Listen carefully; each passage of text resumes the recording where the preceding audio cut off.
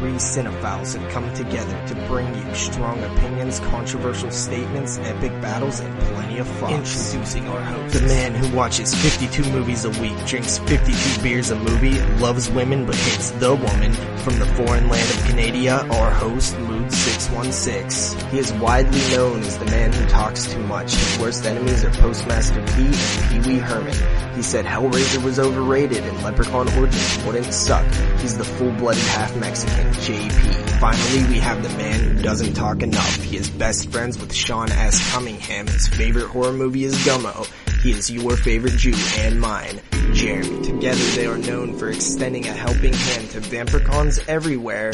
They are the 22 shots of Moodz and horror.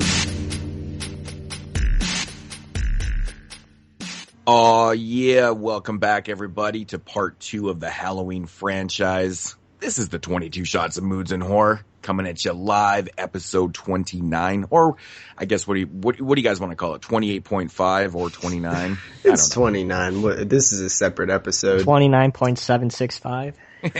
You know what's funny? Real technical. As I'm going back and listening to some of the old episodes, because I'm trying to create like an index of all of our ratings. Jeremy used to try to do this bullshit where he'd try to rate a film like 6.2 or 6.13, and I forgot all about that. And it's funny. I used to give the intro and say, "What's going on, everyone on the interwebs?" And I'd sound like a fucking idiot. And you would go, "All right." Well, I always go, "All right." That's my thing. I forgot about those decimal ratings. It was fun. He only did it for like the first couple episodes, but it like really surprised me. He's like, "I give it a 6.72," and I'm like, "What?" Like at the end. What are you talking about? But he was dead serious. Like at the end of my first feature, at the end of the credits, I'm just going to put "all right" for like 8 lines. And only the people who know me will get the inside joke. Mm-hmm. That's awesome. That's awesome. So if you guys are just tuning in this week, shame on you for not listening last week. But if you are just tuning in, yeah, this is the second half of the Halloween franchise. So we're going to be covering Halloween 6. Well, 2 cuts of Halloween 6 right through Rob Zombie's Halloween 2. Oh. So, yeah. Oh, this could be a rough one. The hard part's over. Now we just got to talk about them. Yeah, but exactly. Resurrection on, this is going to be rough. It was, I got to say, it was a little bit of a difficult task this week because it seems like all of us were kind of like either sick or really busy and trying to fit in, 7 films, I guess, or whatever. Yeah, it was very hard to accomplish, even for myself. Yeah. And I usually don't have a lot of, I don't have a lot of issues getting in films and stuff, but I don't know, man, this week was just a rough one. So you didn't watch 52 movies and drink 52 beers? What's up with that? To be honest, I watched all the Halloween films and I watched maybe a couple of I did actually watch quite a few movies this week, surprisingly. But not as many as I usually do. It was just a really, really crammed week. And just a lot of Halloween films. Well, see, the thing is, I think coming back to back, doing the first 5 films the first week, and then immediately going into another week of 6 films, if you count Halloween 6 twice, I think that's kind of what made it seem like a huge undertaking. Because even I love torturing myself with franchises. Like I do these marathons all the time, but I had a lot of things going on, and even I was having quite a hard time getting to all the films. Like last night I got stuck at a party because my car was behind like 6 other cars on like a one it was at a farm, and there was like one road, like a skinny like one car length road, like wide, and there's like 3 cars wide like parked in front of my car. So I was stuck there till 2:30 when I wanted to leave at like 10 to go home and start on the Halloween films. So it took you that long to actually find the owners of these vehicles so they could move them so you could get out of there? Well, one thing was there was 2 regular sized cars, and then there was a giant ass truck behind, like in between those 2 cars, and the truck was kind of blocking those 2 cars from even leaving, because it was longer than the width between those 2 cars, and that person who drove that truck left with somebody else to go pick somebody else up in their car. So it was like I couldn't find the people. Brutal. Yeah. Yeah, that's fucking nasty, man. So from last night, I watched Halloween H2O, Resurrection, Halloween, and Halloween 2 since last night. It was a rough go. Yeah, and and the killer is too. It always seems like with a lot of these franchises and marathon videos that I've done with the wife and stuff, it always seems like the end films are always, of course it's towards the end and you've been up for a long time doing these things and stuff, but it seems like the films at the end of these franchises are just torture. Yeah, it's like, can we ever get like a good film at the end? Like it, and of course, nothing against Rob Zombie's remake of Halloween, but it is, the unrated cut is 2 hours, and Halloween 2 is also 2 hours. So if you're watching those back to back, exactly, and I did, and I was like, hours. I was trying to do like mathematically, like add up the running times of the 4 films that I had left, so I like could figure out like how to squeeze all 4 in like less than a day. The exact same thing, and I'm like, all right, H2O is like 80 some minutes or something, and then Resurrection's like 90 minutes. And then I'm like 120 minutes? 120 minutes again? This is like, I was like, especially in Halloween 2. Especially in Halloween 2, it's rough. Oh, Halloween 2 is like the unrated cut is way too fucking long. Yep. But I mean, we'll get to that here in a few minutes. But we're gonna change it up this week. Since this is the second half of the Halloween show, we are not going to be doing news this week. It's kind of an effort to it's basically just show a bit. Yeah, to try and shorten it. But it's like I said, it's also the second half of last week's show, so I don't think that we need to break it up with the news and stuff. But of course, we will do DVD releases this week. Oh yeah. I mean, because that doesn't really take a whole lot of time up. So, but yeah, should we get into the DVD releases? Let's do it. Alrighty, so coming out this October 28th. Ooh. Some pretty good stuff actually this week. Beneath. Beneath is dropping this week. But probably the most anticipated release of this week is got to be the 2 versions of Nightbreed that's being released by Scream Factory. You can get the director's cut Blu-ray, or you can get the limited edition, special edition, double film set with the theatrical and the director's cut. The JP gets it for free edition. Yes. Totally awesome. Now, my only question is, am I actually going to receive this? We didn't talk about this, did we? I seriously doubt it. Doubt it because, I don't know, man. I've been having some major issues with Amazon right now. It seems like everything I pre-ordered does not ship until like a week or 2 after. And, man, you gotta I don't know. Get ship for free, man. Come on. I know. I actually complained and they gave me like a really, really good deal on a bunch of stuff. But yeah, with the Nightbreed set, there was actually some pretty interesting news that surrounded this release that came out this past week. JP, you want to fill us in on that? So I guess what happened is that the Scream Factory, Shout Factory was shipping out the sets, but they were sending the limited edition set instead of the cheaper release, the non-limited set, the collector's edition, I guess. Standard edition. Yeah, the standard edition. Instead of sending certain people the standard edition, they was sending them the limited edition, which we know is of course limited, like actually limited, to 10,000 copies, I believe. Yeah. So from what I understand, Scream Factory reached out to the people they mistakenly did this to and said, can you please send it back and we'll give you like $10 off or something. That's never going to happen. I think that they were willing to pay for the postage and then give you $10 credit or something like that. But I was like, really? Is it really worth your time? I mean, the 10 people are going to send it back. Yeah, the standard edition is worth $20. The Nightbreed set is worth like 70. Yeah. So, I mean, this goes either way. I mean, there's some honest people out there, and I'm sure some people maybe did send it back. But, put yourself in this position. Would you actually send it back? I would actually consider it. I don't think there's enough incentive there. I mean, Scream. My incentive is that somebody paid for it, and they might not get it because I'm keeping it, and I actually feel like that's a moral dilemma with me, right? Gotta Like get I the would feel conscience. guilty. Yeah. You know, I thought the exact same thing. I mean, because I'm kind of in this position right now. Like, I've pre-ordered this thing, and, you know, I probably will end up getting this, but by some crazy chance I actually don't receive it because of this huge fuck up. Yeah, I'm going to be pissed, man.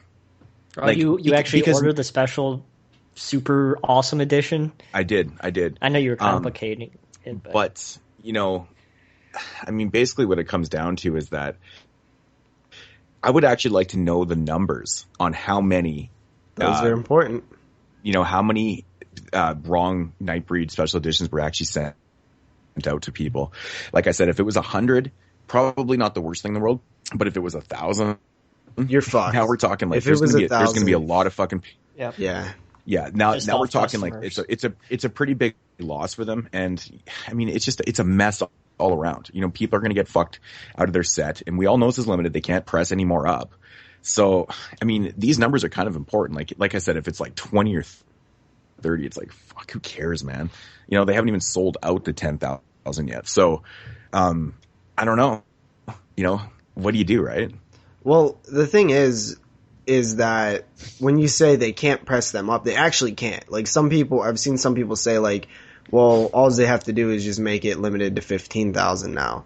But you can't do that because what they're releasing, they actually don't own. The 10,000, it's a theatrical cut, which I believe is owned by like Warner Brothers or something. Yeah, Warner Brothers. So Warner Brothers, you know, and Scream Factory or Shout Factory signed a contract, and the number agreed upon was 10,000. Initially it was 5,000. They renegotiated and got 10,000. It is possible that they could renegotiate again if need be, but you know, it's still considering that these numbers are a lot higher than they.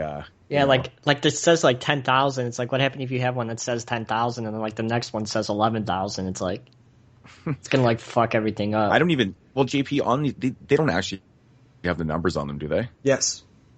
Oh, they do. I have like 2,570 they're actually numbered. 70 something. Okay, cool. Yeah, so I mean, that, you know, I understand that Shout Factory has to at least ask for them back. They know, they're not stupid. They know that like 90% of the people or 99% of the people are not going to send them back, but you still have to ask, right? Yeah. You still have to make an attempt to get some of them back. And the guy who was, you know, just got this job, probably like maybe not even getting paid. He might be like an intern or something. And he's like in the back, like shipping these things out, like packaging them up, and like he's just like not understanding that he's sending out the limited ones, like that guy. Yeah, like it's like, how do you make that big of a fuck up? Yeah, that's a pretty big fuck up. Yeah, I know. And like I said, I really want to know how many they actually did ship out. Mm-hmm. Because, wow, I mean, someone obviously got fired over this, but like I said, if it's a huge quantity, this is going to be a major fucking issue, man. I don't think it is, though, because they haven't like officially like came out and respond, like they haven't apologized, like saying like, you know, sorry that, you know, some of you who ordered the Nightbreed set, we accidentally shipped your copy to like people who ordered the standard set. Like they haven't came out and said this. The only reason we know about this is because the people who did end up getting the limited set by mistake reported to some horror sites, and then the horror sites created articles based on them. So it's only like a handful of people who's even brought it up. So I would imagine that it's pretty minimal in. Yeah, I would probably go with it being very minimal too, because like I said, you know, I mean, if it's like tons and tons of copies, and as far as I know, these are still available. Yeah, like they have not. Like, I think they're still up on Amazon. Like you could still grab them. You can still get these, so they're officially not sold out. So, which is helping out the cause. I think if all 10,000 were gone, I mean, obviously people are not going to get their copies then, right? But I think it'll work out. Yeah. So.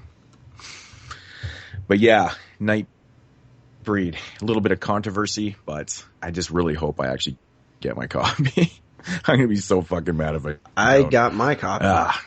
Yes, for the pretty price of nothing. No, somebody gave you a poster copy. too. Somebody gave you a copy. Somebody did give me a copy. Oh, and that was actually the other thing that Scream Factory apparently said too, that they're allowing these people to keep the posters. Yeah.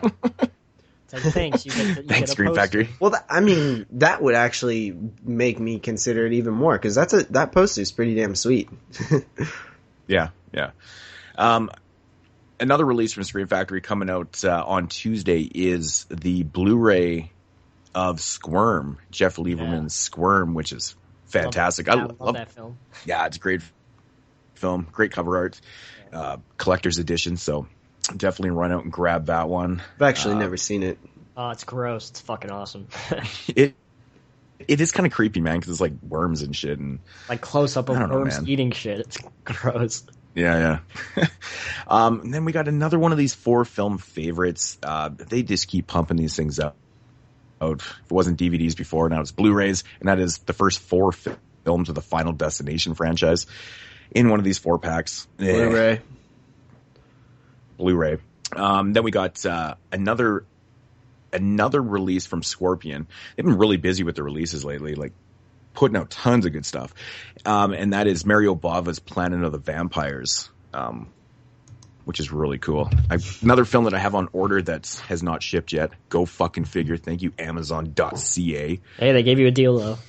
They did. They actually gave refunded. you well, explain to me what happened. I didn't hear about this. So, like, I had about 5 or 6 items that I pre-ordered, and none of them shipped. Like, all my stuff was coming in like, I was more complaining about the things that have not shipped yet. Like, I still have things like from October 7th that were pre-ordered that never have still not shipped, like Hemlock Grove and stuff like that. And so I fucking got a hold of them, and I was doing the message, live talking chat, with the way to live go. chat. And they were like looking at my history and stuff, and like, yeah, you're right. Like, man, none of your stuff has been shipping. Like, I have the stuff on pre-order, then the date comes out and it says ships in 3 to 5 weeks or temporary out of stock. And I'm like, what the fuck is going on with you guys? Like, you guys have all these films up on the site for pre-order, but then when it comes to the release date, nothing is shipping ever. And so basically he refunded me like a bunch of films that I had actually received, and he gave me like half off like all my fucking orders and stuff. So the Nightbreed set, I got like half off. I got half off the fucking Vincent Price box set that I actually just got in the mail the other day. That thing was like $60. I do that shit all the time when people fuck me. Yeah, but like, you have a legitimate like case here though, because for one, we do certain films on the podcast, and if you can't get those films, then we have to shuffle around episodes, which is annoying. And you need to tell them, like, look, this is something that I need these films, like, I need them to get here on time, like, do something about it. I just really want an explanation, like, how are all these films not in stock? Like I said, like, there's no way that they're selling out these copies. Like, they have them up on the site for pre-order, but they just don't actually even have the stock. That's what I'm assuming. I think that's what it is. It has to be, because some of these movies that are like the release date and it's like ships in 3 to 5 weeks. I'm like, what the fuck? Like, I'm probably the only person in Canada that bought that. It's like, I was getting pissed off. So, and the dude in the live chat was really awesome, man. He like really, did he say like what, like why it's happening, why it consistently happens? What the fuck's the point of pre-ordering? He did say that they've been getting a lot of, people basically saying the same thing, that they had something on pre-order, it didn't ship, and then it's like 2-3 weeks later and it still hasn't even shipped. And so there's obviously something going on with their stocks. So I don't know, but that's all he said. He didn't really know the cause of it, because they have different warehouses like all over the place. And it's actually crazy how they how they do it. You've seen videos on that, Jeremy? It's pretty bonkers. Yeah. So there's really no full explanation for it, except that it's just not there, which fucking blows. So more on that. We'll talk about that actually after, with a couple other releases that we're going to have to ship around. Unfortunately, the squad. Yeah. So I'm not getting that right away. Then we got, this is a really, really weird double feature, DVD release of Cloverfield and Dark City. Okay, seriously, why would they put that into a double pack on DVD and not release it on Blu-ray? Like, does that make any sense? Cloverfield's already on Blu-ray. So is Dark City, I think, too.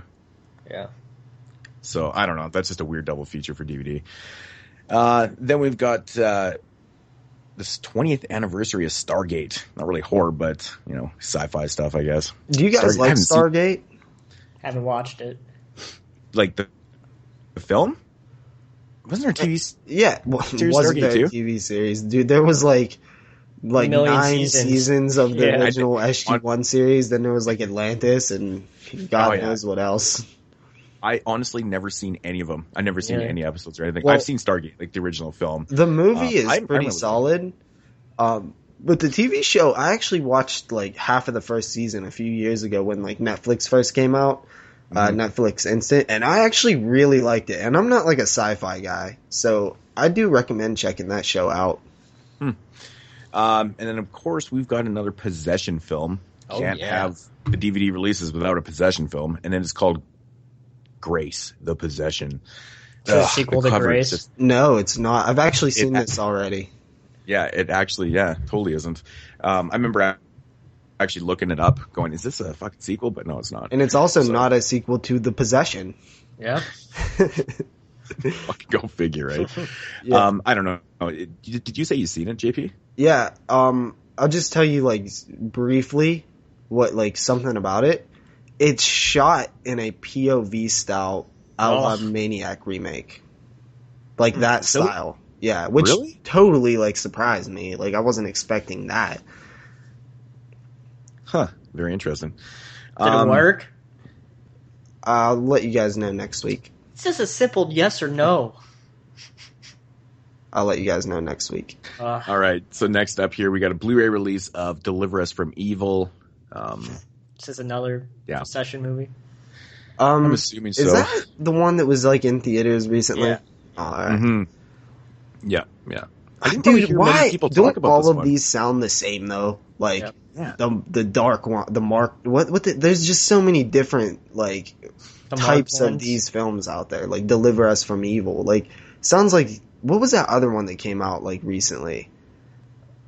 Between Good and Evil or something like that. It's like, I know. I get all these movies fucked and mixed up too, man. I don't know. But it was just in like recently in theaters, wasn't it? It's crazy. Next up, we got a film called Child of God. Don't really know much about that one either, which is being released on DVD and Blu-ray. Same with Deliver Us from Evil, DVD and Blu-ray. Then we got another film called, I don't even know fully how to pronounce this. It's like Mobius. Looks like an Asian flick. It's got a really bizarre cover. Yeah. And then we've got, which Jeremy said right off the top, Beneath is coming out. And this is one I've been looking forward to for like a long time, ever since JP brought it up on the podcast. Yeah, we pretty much followed the entire life cycle of this film from when it was first like announced till, post-production, till getting picked up by IFC Midnight, the festival run, all the way to the DVD release, and I'm sure we'll talk about it after I'll see it. I hope Walmart has it. I'm almost certain that Walmart will have this one, so I'm definitely going to grab it. So this is another film that I actually pre-ordered, and I doubt I'll be getting it, because none of my stuff is shipped yet, so I don't think I'll be getting it this week. But yeah, not the most original title in the world, but it's got a pretty cool and interesting premise to it. Definitely. And then we got a film called Blood Valley Seed's Revenge. This actually is a sequel to, I think the movie's called The Seed. I think it was done by Uwe Boll or something like that. Oh, God. Yeah, oddly enough, I actually have this movie. It's supposed to be released this Tuesday. It was in my Walmart like 2 weeks ago. There's a whole bunch of movies like that are in my Walmart before. Yeah, The Purge was released like a week early last time too. Yeah, I pretty much grabbed this Blood Valley Seed's Revenge because it just looks so bad I had to see it. You know me with those fucking stupid releases. I think there's a few more here. From Raro Video, The Long-Haired Death by Antonio Margaretti. Awesome. This movie's getting a fucking release. Totally stellar. I like the cover. Yeah, man. Looks awesome. I've never seen it. I've heard good things about this movie though, and I've always wanted to check it out because it's Italian. But oddly enough, I went to go order this movie, and they didn't even have it on Amazon. I was like, what the fuck? They carry like all the rare stuff, but this one wasn't on there. Yeah, interesting. What else we got? Another release by Raro Video, Werewolf Woman, which is coming out. Looks insanely bad, but I think it's like a Spanish, werewolf film. Probably okay. Probably. Who knows? Then we got The Devil's Carnival. Do you guys see anything about this one? The Devil's Carnival? Yeah. Does it take place in a carnival? I'm assuming it does. Actually, it kind of looks like it does. Well, that seems badass then. Yeah, I don't really know anything about this, but it does look intriguing. Well, it was from the guy who... Whoa. Sorry. It was from the guy who did the Genetic Opera movie. Oh, yeah, I've heard about this one. I actually have heard about this one. I have heard about it, too. It was in like a little theatrical run for a little bit. Yeah, I was wondering, I thought I'd maybe heard of it, too, and I wasn't sure, though. But yeah, I probably have. Then we got Season of the Witch. Yeah, Season of the Witch. Okay. How many fucking movies can we possibly have with Season of the Witch? Yeah. And then there's another flick called Soulmate that is coming out this Tuesday. I know that there's more. The Vanishing is actually coming out from Criterion too. Nice. Which is pretty cool. The Vanishing is actually a really fucking good movie. But then again, it is. It's Criterion. They seem to put out really good stuff. So that's all they do is put out good stuff. Yeah. That's pretty cool though, The Vanishing. And I believe that's all I got. So, JP, do you got any more? No, you pretty much covered all the ones that I've seen. So I don't have any. No, well, I don't know that one called Soulmate looks a little ghostly. All right. Yeah, that one does look a little ghostly, I gotta say. But yeah, nothing like blatant though. Yeah, which is interesting. So, alrighty, so that's gonna do it for the DVD releases. Yeah, alrighty. So continuing along with the Halloween franchise. Episode movies, Halloween 6 through Rob Zombie's Halloween 2. Oh, man. And that is including both cuts of Halloween 6. The long-awaited producer's cut, which looked fucking fantastic. Yeah, the transfer was amazing. And this was actually my first time ever watching the producer's cut because I never wanted to fork out the cash for the bootleg, and me and JP talked about this a couple years ago. We even said that it eventually was going to come out, and it did. Yeah, I know Echo Bridge announced that they were going to release it, but that never happened because they owned the rights. So I guess we finally got it. I never even heard that they were going to do that. I must have missed that. Oh, this was a long time ago. It was listed on Bluray.com as getting released. For a long time. There was cover art for it and everything, and then it never happened. Huh. Yeah. Interesting. Do you know why we celebrate Halloween? A long, long time ago, it was a night of great power. When the days grew short, all across the land, huge bonfires were lit. Oh, there was a marvelous celebration, and they dressed up in costumes, hoping to ward off the evil spirits, especially the boogeyman.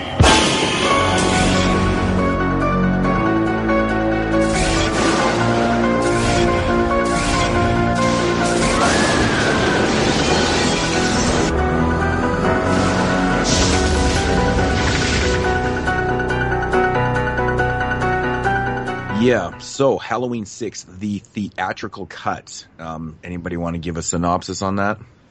Yeah, sure. Halloween, The Curse of Michael Myers, from the year 1995, I believe. Am I correct on that? I believe so. All right, so this film picks up 6 years after the events of Halloween 5. We was left with that cliffhanger where the man in black blew up the prison, and nobody ever seen or heard from Jamie Lloyd or Michael Myers again. So we actually pick up with Jamie Lloyd, who has been captured by some type of cult. She escapes with her newborn baby. Michael Myers is on her tail. She hides her baby. Then she is murdered by Michael Myers, and then we are introduced to more of the Strodes, who are kind of the relatives of I guess, Laurie's parents, her adoptive parents. And we follow the daughter of them, and we follow little old Tommy Doyle, who is now grown up. He ends up finding the baby, who he names Steven, oddly enough, and he is obsessed with Michael Myers, and he's trying to figure out the mythology and the reasons why Michael Myers is this unstoppable force. Meanwhile, Loomis is nearly dead, pretty much retired, and is trying to help out a bit. And they must stop Michael Myers. So that's one part in the film that makes me laugh so hard. is Dr. Loomis. He's so old and tired, and he's like, "Oh, I'm not dead, ha ha ha," just very much retired. But fucking hell, Paul Rudd's performance is so bad. Like, it's probably like the worst performance in the entire series. He is so generic and boring. He like never changes his expression. It's so bad. The thing that bugs me about Paul Rudd's performance in the film is simply he's supposed to be, a little fucked up from the events of 78 and stuff like that. And he's like, supposed to be a little crazy, and, he's the oddball in the community and stuff, but he's not really that odd and weird and shit. Like, yeah, there's some scenes where he's kind of like looking through the windows and he's being creepy like that. But, overall, he's not pulling off this like crazy person act very well in the film at all. See, I actually like his performance. I'm one of the rare people. I like that, emotionless. So bad. Performance. I just think that it kind of fits with how I might have seen Tommy Doyle become, because Tommy Doyle was already a little bit on edge as a kid, and after what happened with Michael Myers, I can see him just turning to stone pretty much, which is exactly what it's a stone performance, right? It's like this just bland performance. I kind of like it. I don't know. I find it's very inconsistent with itself, because there is times where, like, when he gets on the phone and, when he phones into the radio station and he's acting kind of crazy and shit, the way he's spitting his lines and stuff, but then later on in the film, like, he's completely not that person he was in the beginning of the film at all. Right? It's just distracting. That's the only thing. Like, yeah, I just don't like notice it. It's not very consistent. No. Yeah, it's not consistent at all. Speaking of that radio guy, word on the street was Howard Stern was supposed to play that guy, but something happened and he actually didn't play Barry Sims. Yeah. So I would have loved to hear the stories he had to bash that production, how terrible it was. Like, deep down inside, I was like, fuck, if Howard played that role, the stories that guy would have had to talk about that entire production would have been awesome. Yeah, I totally have heard that a bunch of times. That would have been cool.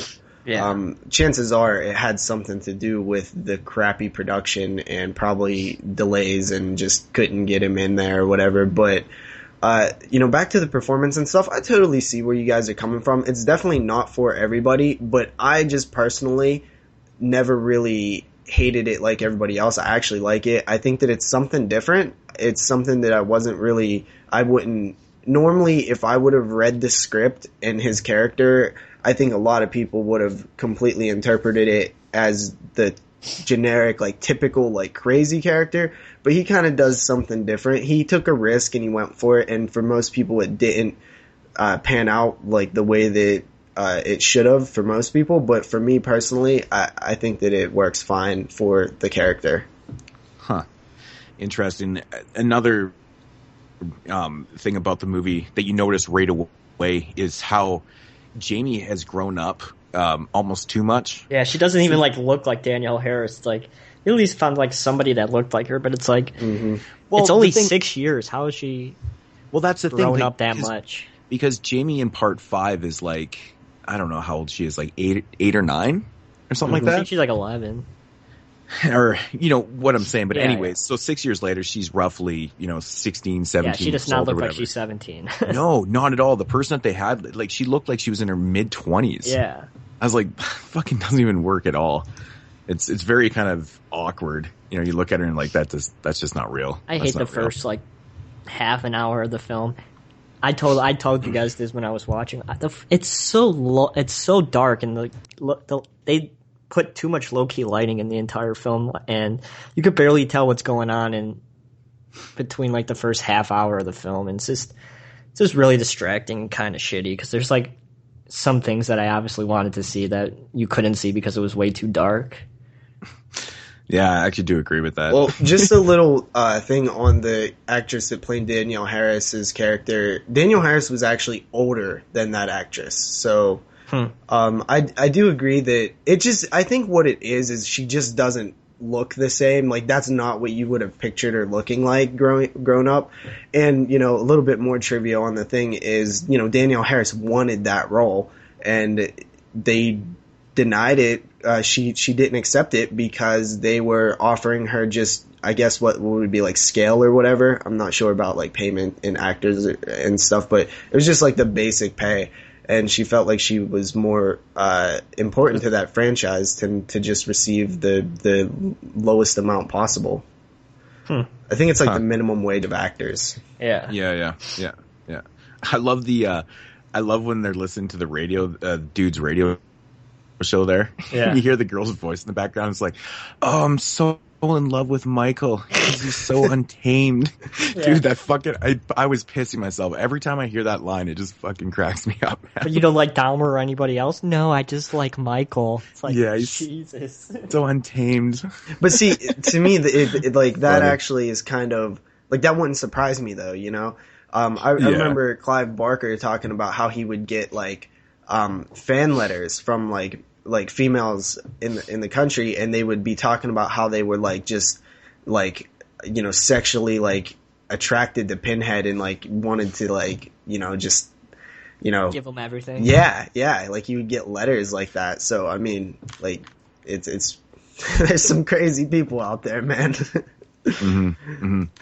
Yeah, this movie, man, like when you first get to see Samuel Loomis, like he just seems so tired. I mean, obviously it's quite literal too, because he's right at the end of his life. Yeah, he died this year, right? Like the year of this film. Yeah, 2 months after. Yeah. But you can really see it in his performance too. Like his he's voice, old and dude. decrepit. Yeah. And he's just old and tired. And it's really, really sad to watch him in the film because you know that he's going to pass away like right away. And it's just very depressing for me but you can, like, the way he's delivering his lines, like when he's laughing, when he says, "Oh, I'm not dead, haha," he can barely get that out, man. I know, but it fits really well too. Yeah. How parallel the real Donald Pleasance and his character, Dr. Samuel Loomis, is just truly interesting. And I really do think that his, real life and his character, like, are exactly parallel throughout the whole franchise. And I think that's what helps his performance so much in the films, is because he's playing somebody who he kind of is, like, in a way, just tired.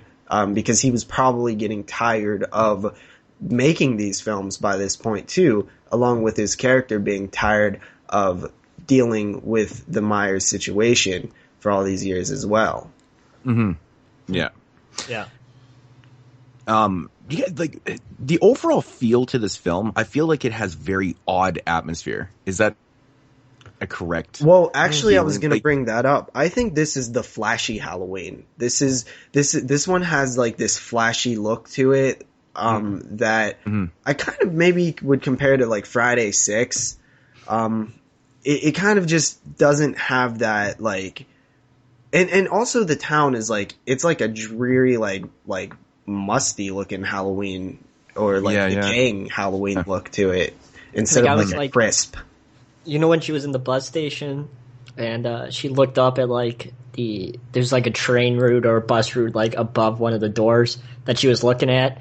Like I like wanted to pause and see, like, because I'm always like curious where Haddonfield really like is supposed to be in Illinois. Like, is it like in the northern? Because it could be like really, really up north, or it's obviously placed in the south, but I don't think anybody ever says like where it's supposed to be located.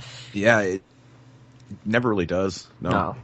But like, you know, when you're watching the film, like I find that the tone, well, I mean the tone's there, but like the atmosphere to the film kind of changes, like, you know, from the beginning of the film to like the end and stuff with like, you know, the pagan rituals and all that type of shit. Like it seems odd to me. It seems a little off. First of all, the editing in the theatrical cut is awful. That's the number one problem with the film. I shit you not. I literally have that written down. Yes. The editing is awful. And it really is awful because there's a scene actually, and this is probably a prime example of how bad the editing is in this film. The scene where I think Kara goes right through the window or onto the ground and stuff, and also then the next scene she wakes up in the sanitarium. Yeah. And I'm like, what the fuck? I'm like, how'd she get the hell there? Did she get there? Because everyone was in the house. And I'm like, oh my god, the editing in this movie is so fucking confusing and bad. Especially towards the final act, where you know Sam Loomis is you know in the office with this guy, and then all of a sudden he's like somewhere else. It's like, well, what the hell happened? I know, right? Like, how'd he get out? They didn't have the budget. I know, and this is the interesting thing about the two cuts. Like the theatrical it's really, really poorly executed and with editing and stuff, and you know, compared to the producer's cut, but there is differences. Like there's things in the producer's cut that, you know, that are better, that make a lot more sense to the story and stuff. But I don't know if you guys noticed, but like with the kills, because those kills were actually because what happened was they had the producer's cut, which was the original cut, right?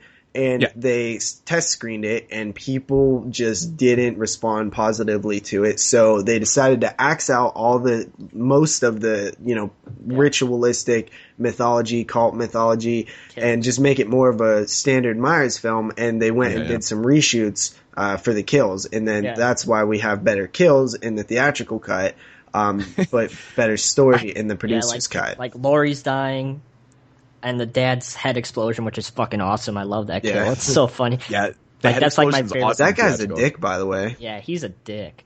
Oh, dude, total dick, man. You know what actually is a good kill in the film is when Myers fucking snaps that dude's neck. Oh yeah, that's actually he fucking almost rips his head right off. Yeah, it's totally cut in the fucking producer's cut. Yeah, like they show him snapping his neck. That's it. Like you don't see any gore, but like in a theatrical, man, it's fucking pretty. It's pretty gnarly, man. Yeah. What do you guys think about the look of Michael Myers in this one?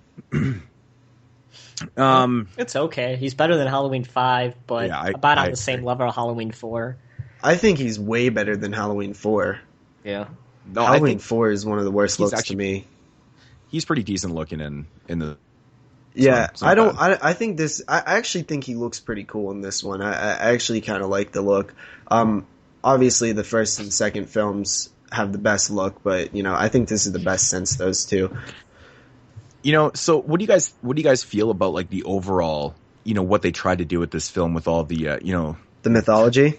The whole mythology behind why Michael is possessed and, you know, the whole thing and stuff. The thing, you know, I understand where they're coming from, and, you know, I guess it could work to a certain extent. It's really kind of far-fetched and almost ridiculous. I think that's it's almost why comical when you're watching a little bit. I think that's why it didn't make it, because it would go over too many people's heads. Well, you wouldn't really understand what was going on. I actually love it.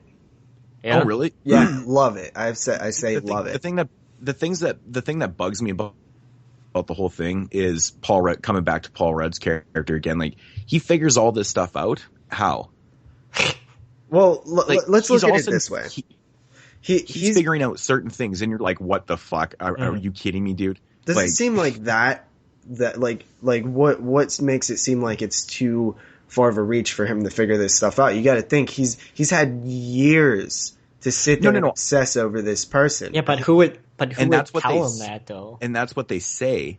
Yeah. But it just seems like it's kind of forced. It's like all of a sudden Paul or Tommy just figures this stuff out. Like, I mean, it's pretty far fucking fetched. It wasn't all of a sudden though, right? I mean, he probably read books on Halloween. Like, he was probably like, okay, why does Michael Myers only come around on Halloween? Started doing some research on Halloween. Started doing some research on the Druid cults and shit like that. Then read about the thorn symbol and the consolation. Like, it seems all like it would naturally, progressively lead to these things to me. I mean, obviously the story is ridiculous, right? But to a certain extent, yeah. But I mean, if that's what you're rolling with, I can believe it, because all right, this is the 6th film. We got to start explaining some shit, okay? How can Myers be so unstoppable? Why is he only after his family? You know, these things, I felt like this was probably the best way you can possibly explain any of this shit. But they do get so they disconnect themselves from that mythology in the film too. Like, I mean, obviously Michael Myers is killing other people that he most necessarily doesn't have to, you know, and stuff like that. So like the whole mythology at the end. That's the thing. Like if he's strictly just going to kill his sister and the reason for it, you know, it still makes me fucking laugh. Like the whole mythology behind why he needs to kill his sister. But you know, he's still off doing these other things. He's very much acting like a typical slasher. Yeah, you know? but I mean, let's not forget that he also is, you know, a person. Like he's not just like a robot that is programmed to do one thing. Like he's a person who is probably pretty damn crazy after killing a bunch of people that he maybe in the first film it started out as him just killing anybody who got in the way of his sister or whatever, you know, that in the first couple films. But like eventually that's just what he knows to do. And just because his end goal is one thing doesn't mean he can't deviate from that path a little bit. Oh, no. I'm not saying it's a big problem or anything. I'm just saying, you know, like if he has one goal, you know, maybe try and stick to that. But I guess it would be just too straightforward, right? Yeah. I mean, it's all acceptable to me. I mean, it is just a slasher, but this is like the mythology we're rolling with. So, I mean, I kind of understand what you're saying, but at the same time, I don't think it's too unbelievable that he might kill other people while in the pursuit of his bloodline. And the whole idea, the thing is, right, that one child would be infected with the symbol of thorn, and they would have to wipe out their entire bloodline to save the rest of the village or whatever from like famine and shit like that, disease or whatever. It's like a sacrifice. This all is fine with me. I mean, even in the second film, the Sam Hain thing, it was always tied into the, you know, historic events of the holiday, Halloween. So I think it actually kind of fits, and it all kind of makes it a little bit more sense. Like, okay, well, why is he after Jamie Lee Curtis so much? Oh, she ended up having a daughter. Now he's after the daughter. Why did he track her down? You know? Yeah. Oh no, totally. It does make sense, but it's like, so who's the bad guy? It just seems so much, right? I mean, like kind of the cult is kind of right. I mean, in order for the rest of the world not to suffer, or the rest of the tribe, or whatever the hell it would be, I don't know exactly how it would relate into present day. But you know, like Michael Myers is actually like doing a good thing. You know, somewhat. So it's like I know, and see that's what I kind of got confused by too a little bit. You know, it's like it's kind of conflicting on who your protagonist is. Exactly.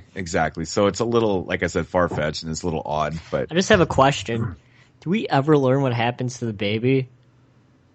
Like, I was just thinking, like, there's that scene when she's getting sacrificed. Paul Rudd's character comes and saves her. And then they run away. We never see what happens to the baby. They roll out in the car at the end of the film. Mm-hmm. And so I guess they just get away. move along now. So I must have not paying attention that he was holding the baby. Like, I don't know if you surely can see. I can't remember. But how about when he finds the baby? It's like covered in blood. It has like a thorn symbol painted into it. It's in a garbage can, and he's like, I think I'm gonna name you Steven. That seems to suit you well. Dude, I laughed. How does that suit a baby covered in blood well? I fucking laughed so hard at that part. It's like the most generically bland, like plain name, which fits his character, so makes sense, I guess.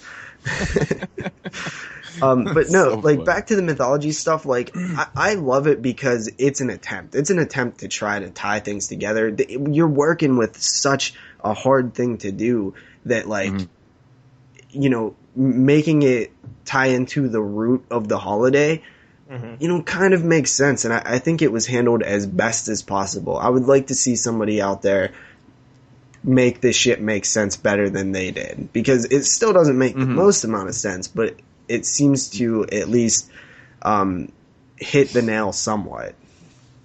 Mm-hmm. Yeah, I mean, like I said, I think the mythology is a little goofy, but at the same time, it does. I think it does what it's supposed to do. Yeah, I actually it does work, but I'm actually a fan of it. Like I am aware that it's kind of silly and stuff, but I actually love the whole idea behind it. I think it could have been executed a little bit better. I know a lot of people hate the mythology, but what they left with the thorn symbol in Halloween 5, I give the guy credit, whoever wrote this, because how are you gonna follow up what they did in 5? You have to follow that storyline.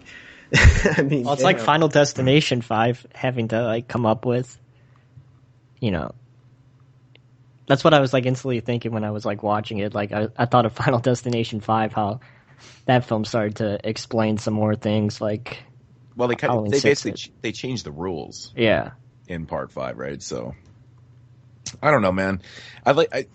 This movie definitely has its moments. The theatrical cut, in my opinion, is a fucking mess of a film. Definitely. Just the way the story is told. It's the story is told. We understand, we get what they're doing and stuff, but overall as a film, it's a fucking mess. The editing's bad, but there's things about this movie I do like. It is a little dark, too. But it's weird. I like the kills. The kills are fucking awesome. Yeah. Well, that's one of the cool things about this film. It's really amped up with the kills. It's pretty violent, and the body count is pretty fucking high. Yeah, especially at the end. He's just slashed everyone.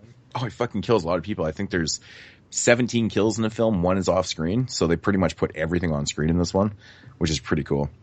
The ending is fucked, though, dude. The ending is just it really doesn't have an ending. They just kind of escape him. But he's not dead, and he just got beat up.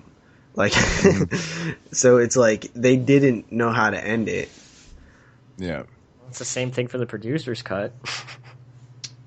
You know what? Like I said, this movie has a really odd feel to it. Like I said, with the atmosphere and stuff, but it's got that total mid-90s alternative soundtrack to the film. It does. That's why I'm saying it's flashy.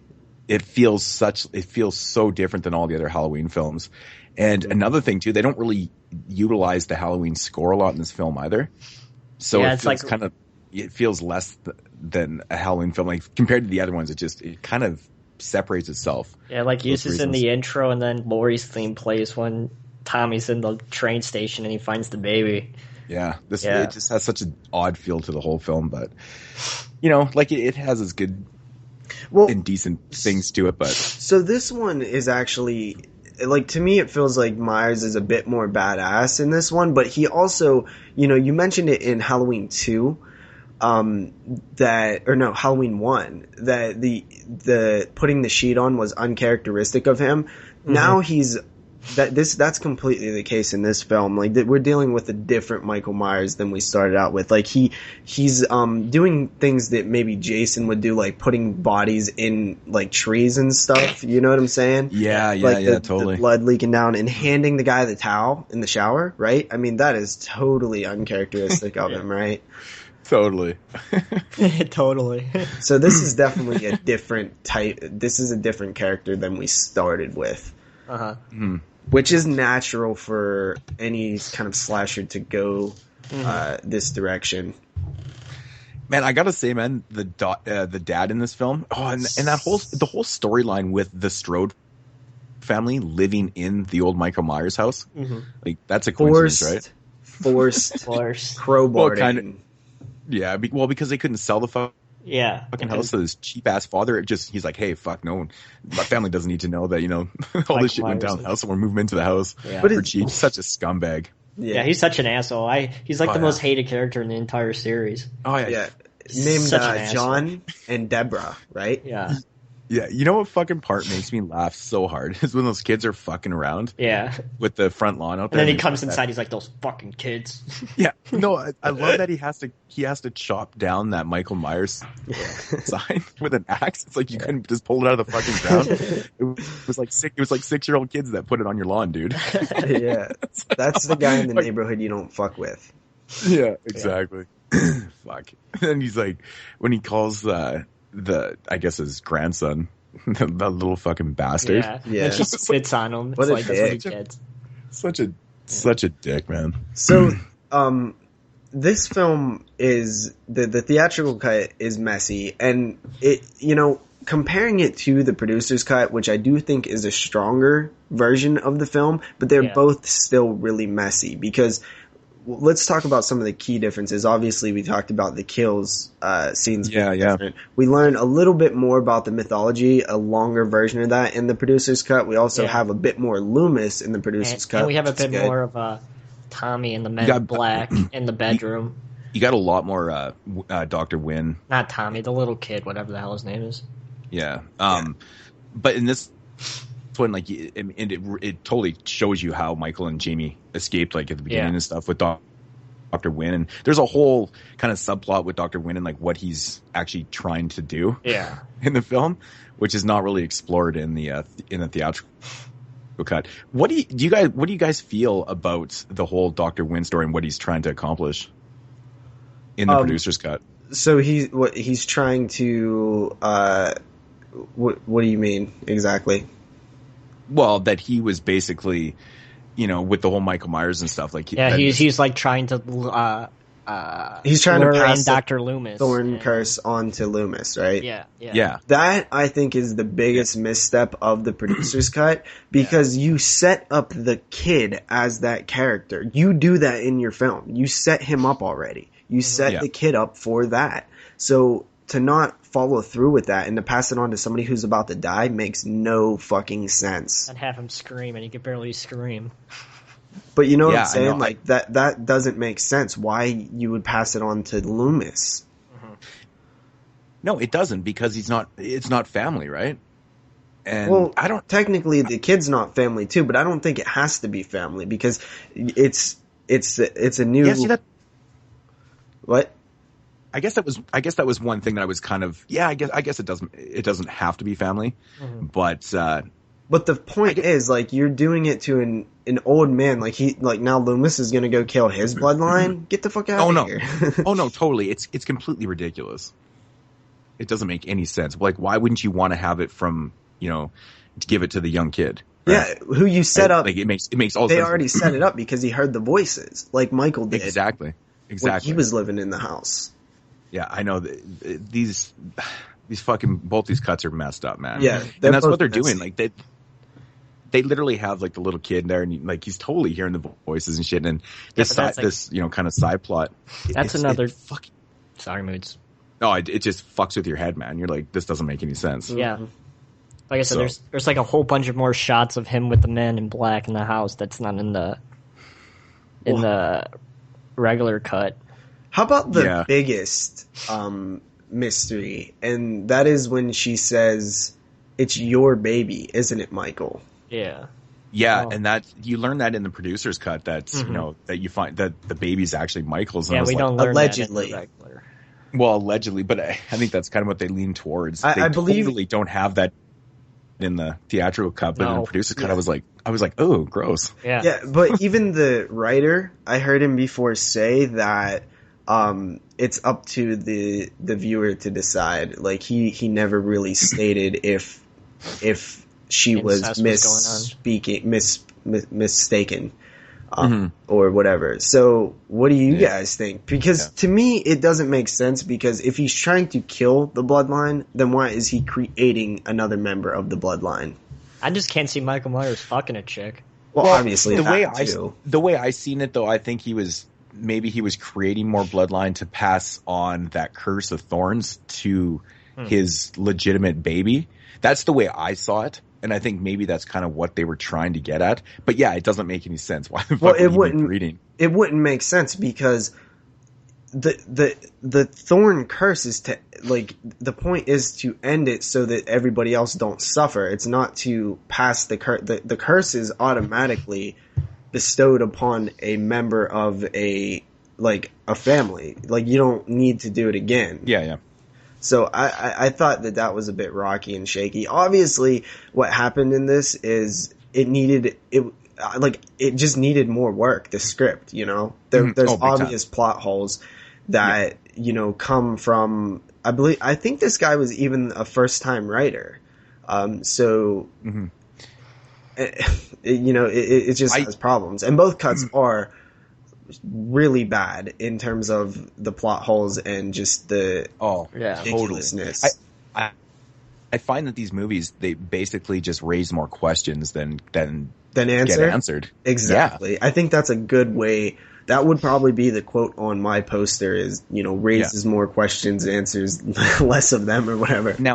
Now with that said, in the producer's cut, I do kind of like, I don't know if you guys agree, but I do like the way Jamie is disposed of in this movie. Yeah. It's I was just going to bring that up. Theatrical. It feels more respectful to the character than just like, oh, you're dead in the first 5 minutes. In a bloody, gruesome way. This way it's just like, oh, okay. And I think it was actually kind of it's a risky thing too, the way they did it too.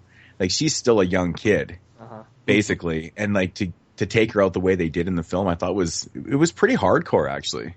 Yeah. I think she's supposed to be 15 or 16? Yeah, but just taking her out in the hospital with a shot to the head is those flashbacks vicious. For cool shots. I was talking about that before we started the show. Like, sorry, Jake. No, go ahead.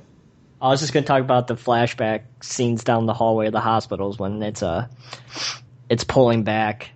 Like, we see that shot like multiple times when they're like running down the hallway and things like that. Like that hallway of that hospital is fucking cool. Yeah, I agree. I like that. Are those the black and white shots? Yeah. Yeah, those are awesome, man. Yeah, I love those shots. Like, those are probably like my favorite shots in the movie. I think they're so cool. So Dr. Wynn taught Michael Myers how to drive then. Right? Yeah. I know. So the things are starting to slowly come out. Yeah. Fucking Dr. Wynn. Yeah, so you can tell whoever did write this was a fan of the series, and he was trying to tie them all together, just didn't do the greatest job of it. And also, I like the idea that, like, there's room for another story of, like, how all this happened in the hospital in 78, right? Oh, totally. Yeah. Yeah. And also in the producer's cut, we learn why Loomis doesn't have his scars anymore. Yeah. Oh, yeah. Plastic surgery. Yeah. I forgot to mention that in the theatrical cut. It bugs me every time I watch that film that they don't say anything in the theatrical. Because that doesn't even seem like a thing deal. You should cut, right? I mean, it's like 2 lines. Yeah. I know. It makes no sense. I got plastic surgery. It's like, let's cut that. Out of everything else, that's what they cut. I know. It doesn't make any sense. Makes no sense. But yeah, so like when you're watching the producer's cut, you're like, oh, okay, now it makes sense. You know what is bad writing? This is one, like, you can pick scenes like this and know that your script is messed up. Paul Rudd's character is in the hospital where he sees Loomis. And they have that brief conversation, and obviously Paul Rudd has something to tell him about the whole Thorn thing, and he says, meet me at this place at this time. That drives me insane in films, because just go with him. Loomis, like, what do you, like, I hate when writers do that, because explain it away better, because obviously what he's trying to do is save that for later in the film, right? Like, they don't want to explain it there. So write it better to where he can't go with him. You know what I mean? Obviously he tried with the security coming after him, but there's no reason Loomis couldn't have went with him. Or maybe say, that Loomis couldn't have kept up because he's old and walking with a cane and stuff like that. But you can't just say, like, meet me later, and he's like, wait, Tommy, wait. Like, why didn't Tommy wait? Jesus. I don't know if Loomis needed a cane for, like, both hands or both legs or whatever. But if you watch him in the film, he switches up the position of his cane from right to left hand throughout the whole film. Maybe I don't know if that was just a mess up the cane as support because he's old, and maybe he would just switch hands. Maybe he didn't have, like, a bad leg. Maybe it was just because he was old and needed support. So he would switch hands when his wrists got tired. I was thinking the exact same thing. Yeah. Okay.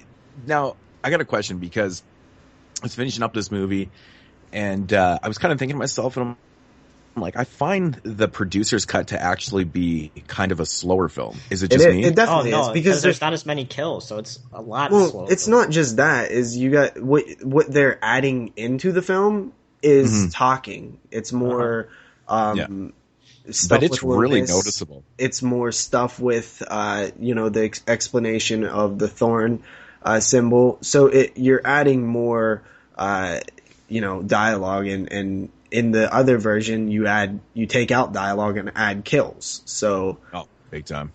Yeah, and so therefore it makes the film overall just feel way less atmospheric than it probably should be. Nothing like Jeremy's just talking about the flashback scenes, but I find that having the flashback scenes it takes you out of any type of atmosphere that probably was around that until they inserted the flashbacks and stuff. Mm-hmm. You know what I'm saying? Like it just the flashback scenes are good, but like the overall product of it just takes away from any atmosphere that it has going for itself, in my opinion. Well, also you have to look at how you watch these films. You watch them back to back, so automatically it's going to feel slower the second time you watch it. Even though it is slower. I started watching them back to back, and then I got about a half hour into it, and then we had that little Skype conversation. So I just restarted the next day, and I didn't feel, I could tell that it was slower, but it didn't bug me. I thought it was still more entertaining, with the added dialogue scenes. I will say this, there is an opportunity here for a better cut than both the producer cut and the theatrical cut, where you mash the stuff, the kills together. Yeah, the kills from the theatrical I thought the exact same thing. Yeah, so I'm sure we'll probably see like a better cut eventually, because let's face it, they need to sell Halloween as many times as they can. Anchor bait looking at you. The producer's theatrical cut. Yeah. Okay. To come up with the name of it. I don't know if it's just me, but like, doesn't it seem like Tommy probably should die in the film? Mm. No. No? I totally think that he should die. I don't know what it is. I just don't see him as this hero type. Like, I mean, I understand that he figures out like this whole mythology and stuff like that, but for some odd reason, it just seemed to me that he should be dying.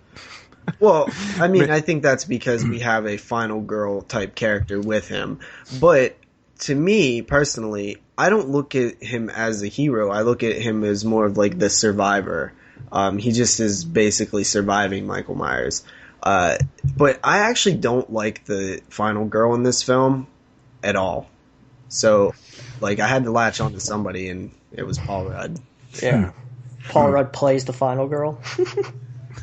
Paul Rudd acts that performance anyways. Yeah. But yeah. Yeah, he's a big pussy the whole time anyway. Nah, dude, Paul Rudd's cool in this. Who is Paul Rudd, anyway? What's he in? A lot of Judd Apatow comedies. Oh, all right. Yeah, I actually, I like but I love that idea, right? Tommy Doyle, like, being, like, a main character now. I think they could have done a little bit better with that idea. Where's Lindsay, right? Have those two, the main characters.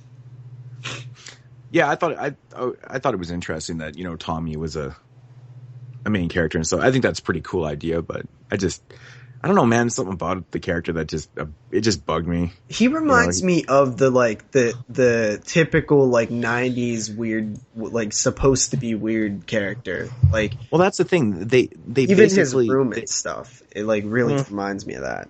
Yeah. Yeah, they kind of just make him out to be, like, more weird than he actually is. Maybe it's the performance. I don't know, but like I said before, it just doesn't work for me. Yeah, it works for me. I like it. So which cut do you guys like better? I really like the producer's cut, like, a good bit better. Now, it does have some of the same problems as the theatrical cut. It's messy. But I do think it makes the film less annoying because of the bad editing in the theatrical cut, especially towards the end. It's much more smooth in the producer's cut. And I actually do think that it makes the film make a little bit more sense. Now, what do you think of the ending, though? Cut. Between the two, like, do you like the ending in the producer's cut with Michael just standing there like a fucking idiot and not doing anything? Yeah, because it makes sense in the story. It makes sense, yeah, but it's like, it's weird just seeing Michael just like stand there like an idiot. Yeah, because it was over. Yeah, I think that was pretty interesting. But to me, I think that what really sucks about the producer's cut is the ending sucks just as much as the theatrical cut. Yeah. If not more. You know, they're both bad endings. Yeah, I agree. Moodz, which cut do you prefer? I slightly like the producer's cut a little more, just because I think the story, like just the way everything's kind of edited together. Yeah. It's a little more watchable than the first one. It's just such a fucking mess. Yeah, and I do agree that both endings aren't that great, but the overall product, I do wish in the producer's cut that they had the not edited kills. Well, they're not edited; they just didn't exist yet, right? Exactly. But I mean, hey, that's third cut. That's what they could put back in there. Maybe we should do a 22 shots of Moodz and horror cut. Yeah, and it would be the best cut. And it'd take fucking forever to do. Yeah, we'll actually go do some reshoots with Danielle Harris and replace the other girl. All right, well, ratings on Halloween 6, the theatrical version. JP, you want me to go first? Yeah. Okay, so I feel like I'm biased with this rating because I feel like it should be lower, but I actually like this film, so I'm going to give it a 6 out of 10. Mm-hmm. Jeremy? I agree that this film's a mess. I really, really enjoyed the kills, like we've talked about. But besides that, like I said, I had a little bit of trouble watching it. The lighting was too low and things like that, but that's obviously a problem between the two. I didn't really notice the lighting. Are you sure it's not your copy? Maybe. Moodz, did you have an issue with the lighting? No, it looked fine to me. I actually was quite impressed with these transfers, I have to say. Yeah. On the theatrical and the producer's cut. Holy fuck, man. I don't know, maybe I was watching it during the day good. And the sun was coming through the window or whatever. So maybe that was just me being stupid, but I like the kills and I like the ending with Michael going on the massacre in the hospital. I think it's fun, but yeah, I give this one a 5. It's just average for me, but I actually enjoy it a lot more than Halloween 5. So, which to me that actually seems like the appropriate rating for the film. It does seem like it should be about a 5, but I have like personal likes about the film that I'm having a hard time separating. So. The gore is awesome, so check it out. Yeah, that and that's pretty much what why the rating I give is there, because of the kills. Like, I mean, the kills they're definitely rewatchable, but as a whole for the film, there's so many things about this movie that bug me. Like I said, I don't understand the Tommy Doyle character at all. It doesn't work for me. I think Paul Rudd was awful in the performance. Oh yeah. But there's obviously the editing. It's a very tedious watch for me. But if it wasn't for those pretty awesome kills in this, I don't think there's a lot of replay value in this film for myself. With that said, and I'm a very big lover of like really good kills in films, so I tend to give ratings that are a little higher because of that. This one I am going to give a 5.5 out of 10 for the theatrical, and it's mostly because of the kills and stuff. And I think Michael Myers actually does look pretty badass in this film too.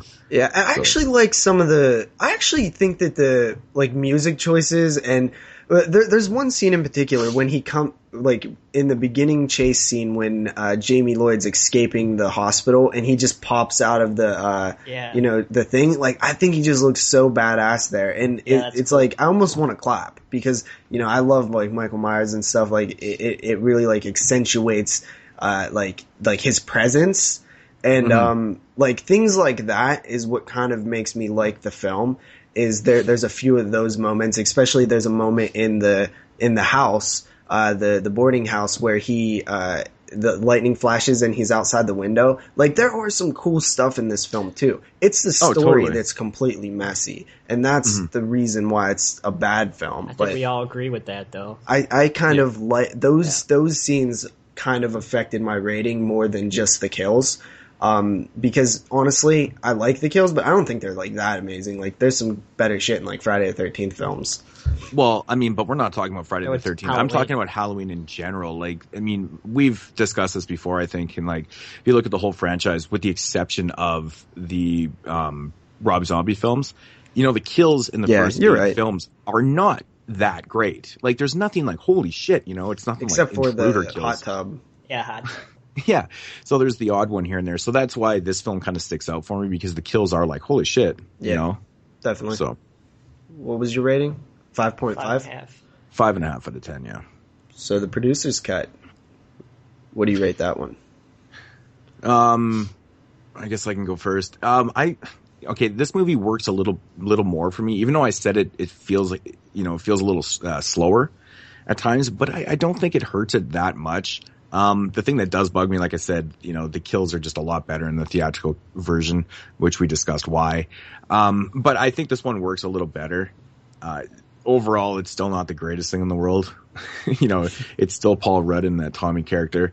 But I do like a lot of the things that they did incorporate this. The ending is, to me, is not very good at all. But, you know, I'm going to go a little higher.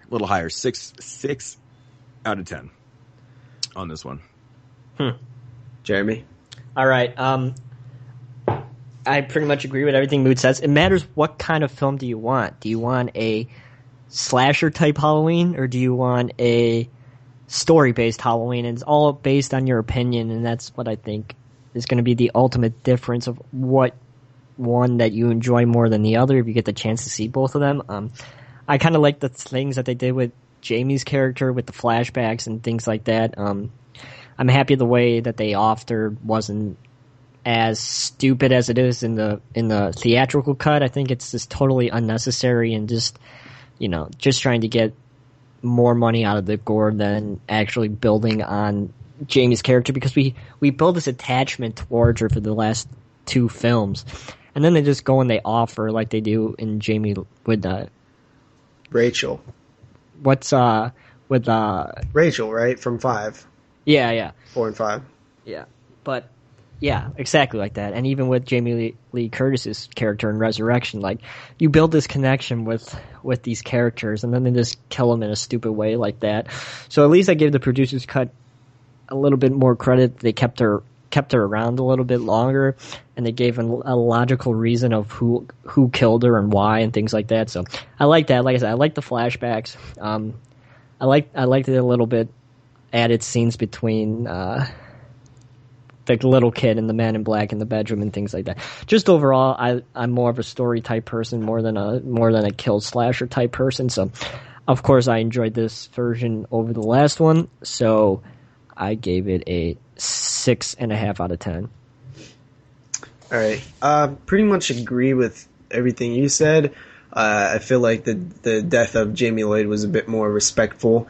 I also think that just the pure fact that the editing isn't shit at the end automatically makes it better. So it's a 6.5 out of 10. Interesting. Cool stuff. All right, so then moving along to Halloween 7 or Halloween H2O or H20, however you want to say it. 20 years later. It's 1998 in a remote California town at a secluded private school. We could have a Halloween party, just the 4 of us. We could have a roaming orgy. I love the way this man thinks. No booze, no drugs, no kidding.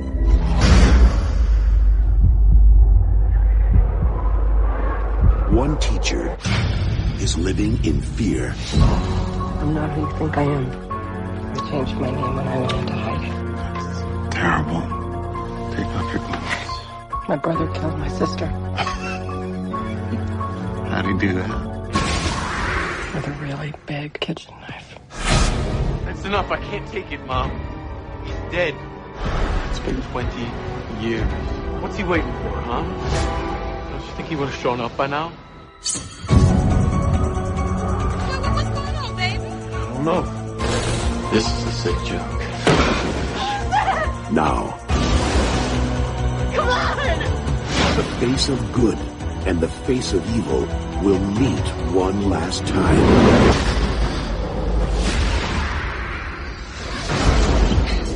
But this time, it's going to be a fight to the finish.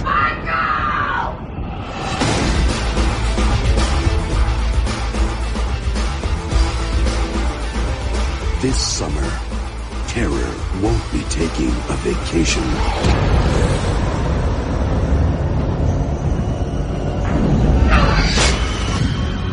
Halloween H2O. It's Halloween. I guess everyone is entitled to one good scare. I've had my share.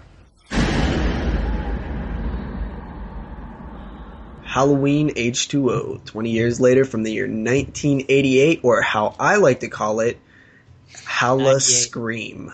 98. Yeah. I said 88. Did I say 88? Yep.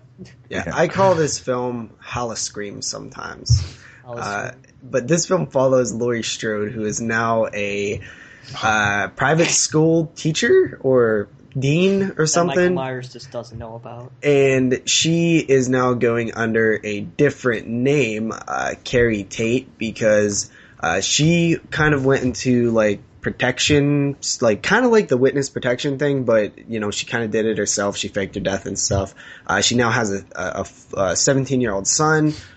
She is a alcoholic who is trying to deal with the fact that her brother tried murdering her twice in the same night, and she is dealing with dramas with her son, and basically Myers decides to show back up. He tracks her down, and it's a Halloween film. So this one displaces 4, 5, and 6. I think we should say that right at the bat. Everyone obviously knows that, but it what? Yeah, it displaces 4, 5, and 6 like they never existed.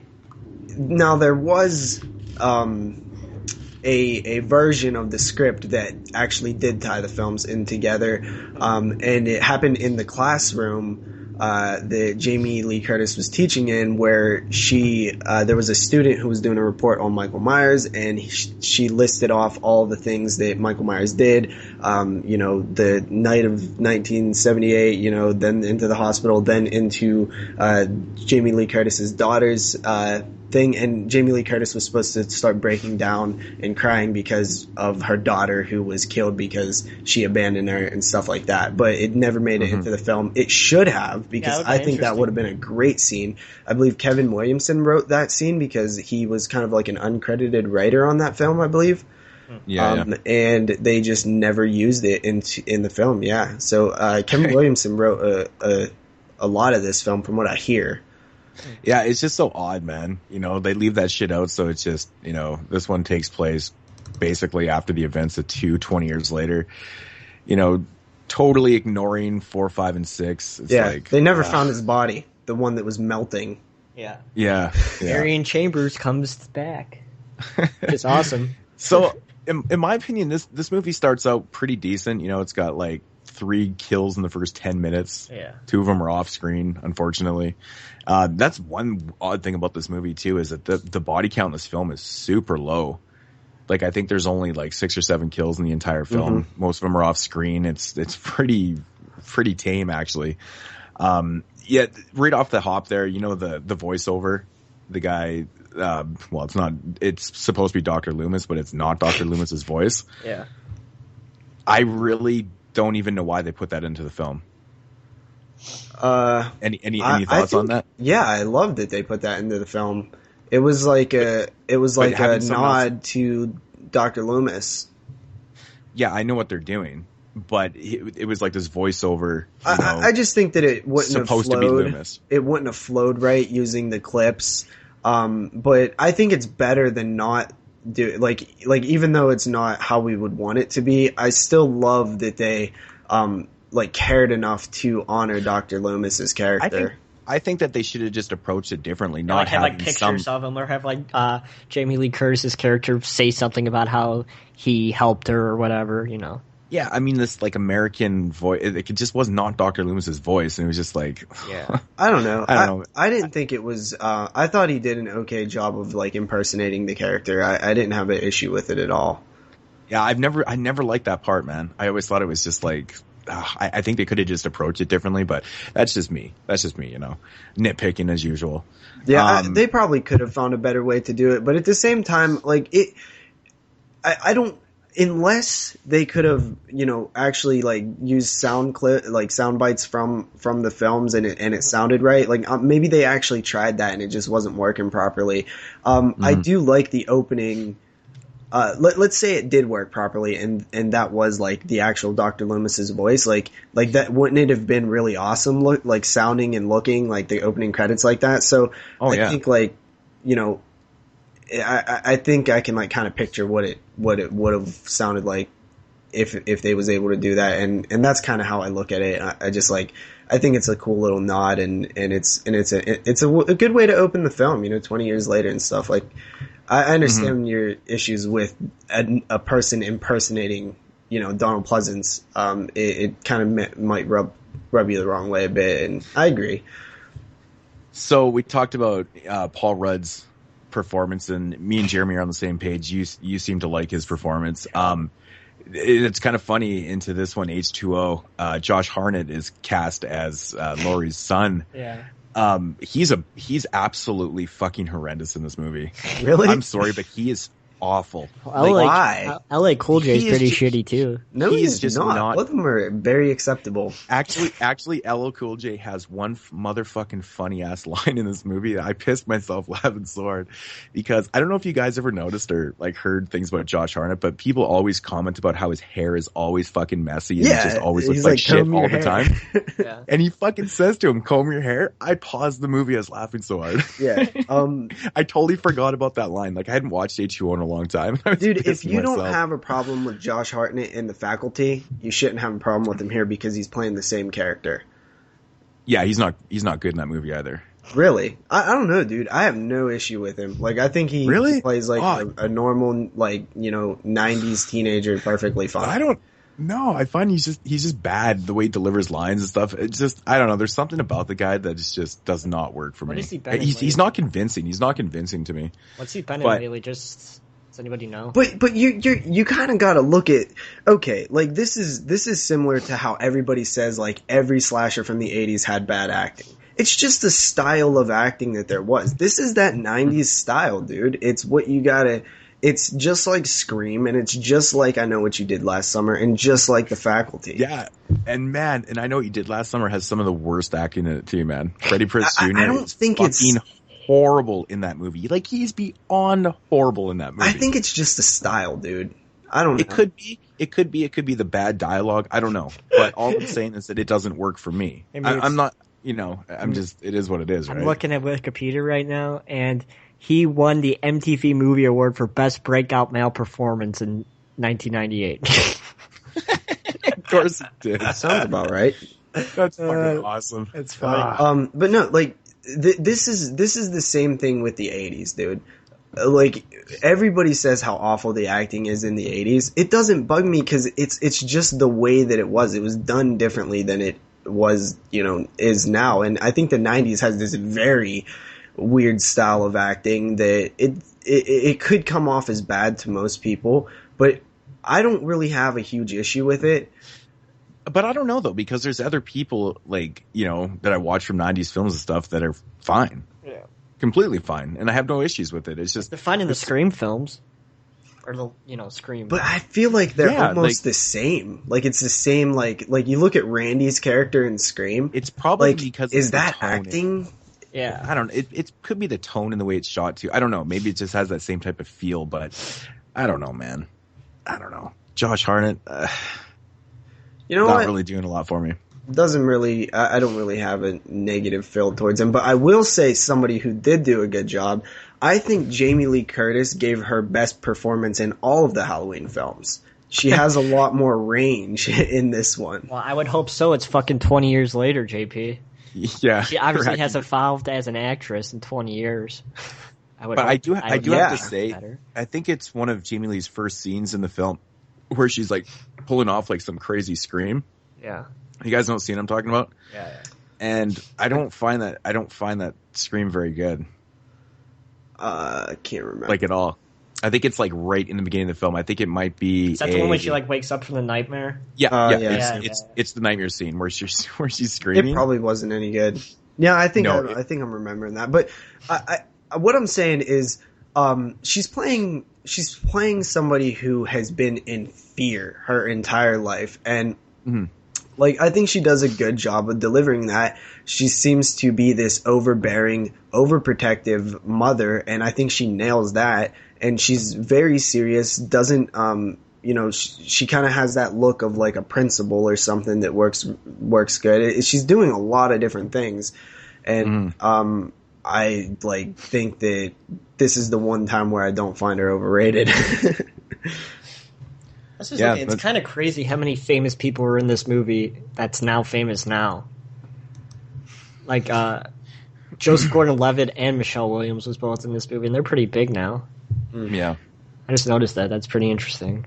Yeah, He also had a cameo by Janet Leigh. Yeah, Janet Leigh. Oh, man. Dude, there's so many Easter eggs in this film. It's just, like, ridiculous. Yeah. Especially Psycho like reference. It's awesome. scenes. Psycho, well, man. like, honestly, like, when there's a scene where Laurie, or Jamie Lee Curtis's character, is walking into her office. Yeah. And Janet Leigh, I think, is like a principal or something. She's something to do with the school. Like, I'm not entirely sure. I think she was like a secretary or something. Something rather, but then she says to Jamie Lee's her character, she's like, "Oh yeah, you know, the drains are plugged up again. The shower drains are plugged up." I started laughing. I think I've heard people say that they felt like that all of those scenes were like really hammered in, but I actually like them. It's cool. How she's like, you know, I want to act maternal for a second here or something. You know, it's funny because it's her mom.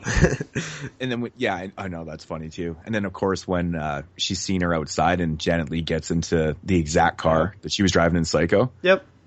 Like, that's just so awesome that they did that. I love that. I thought it was super cool. But, there's actually quite a few.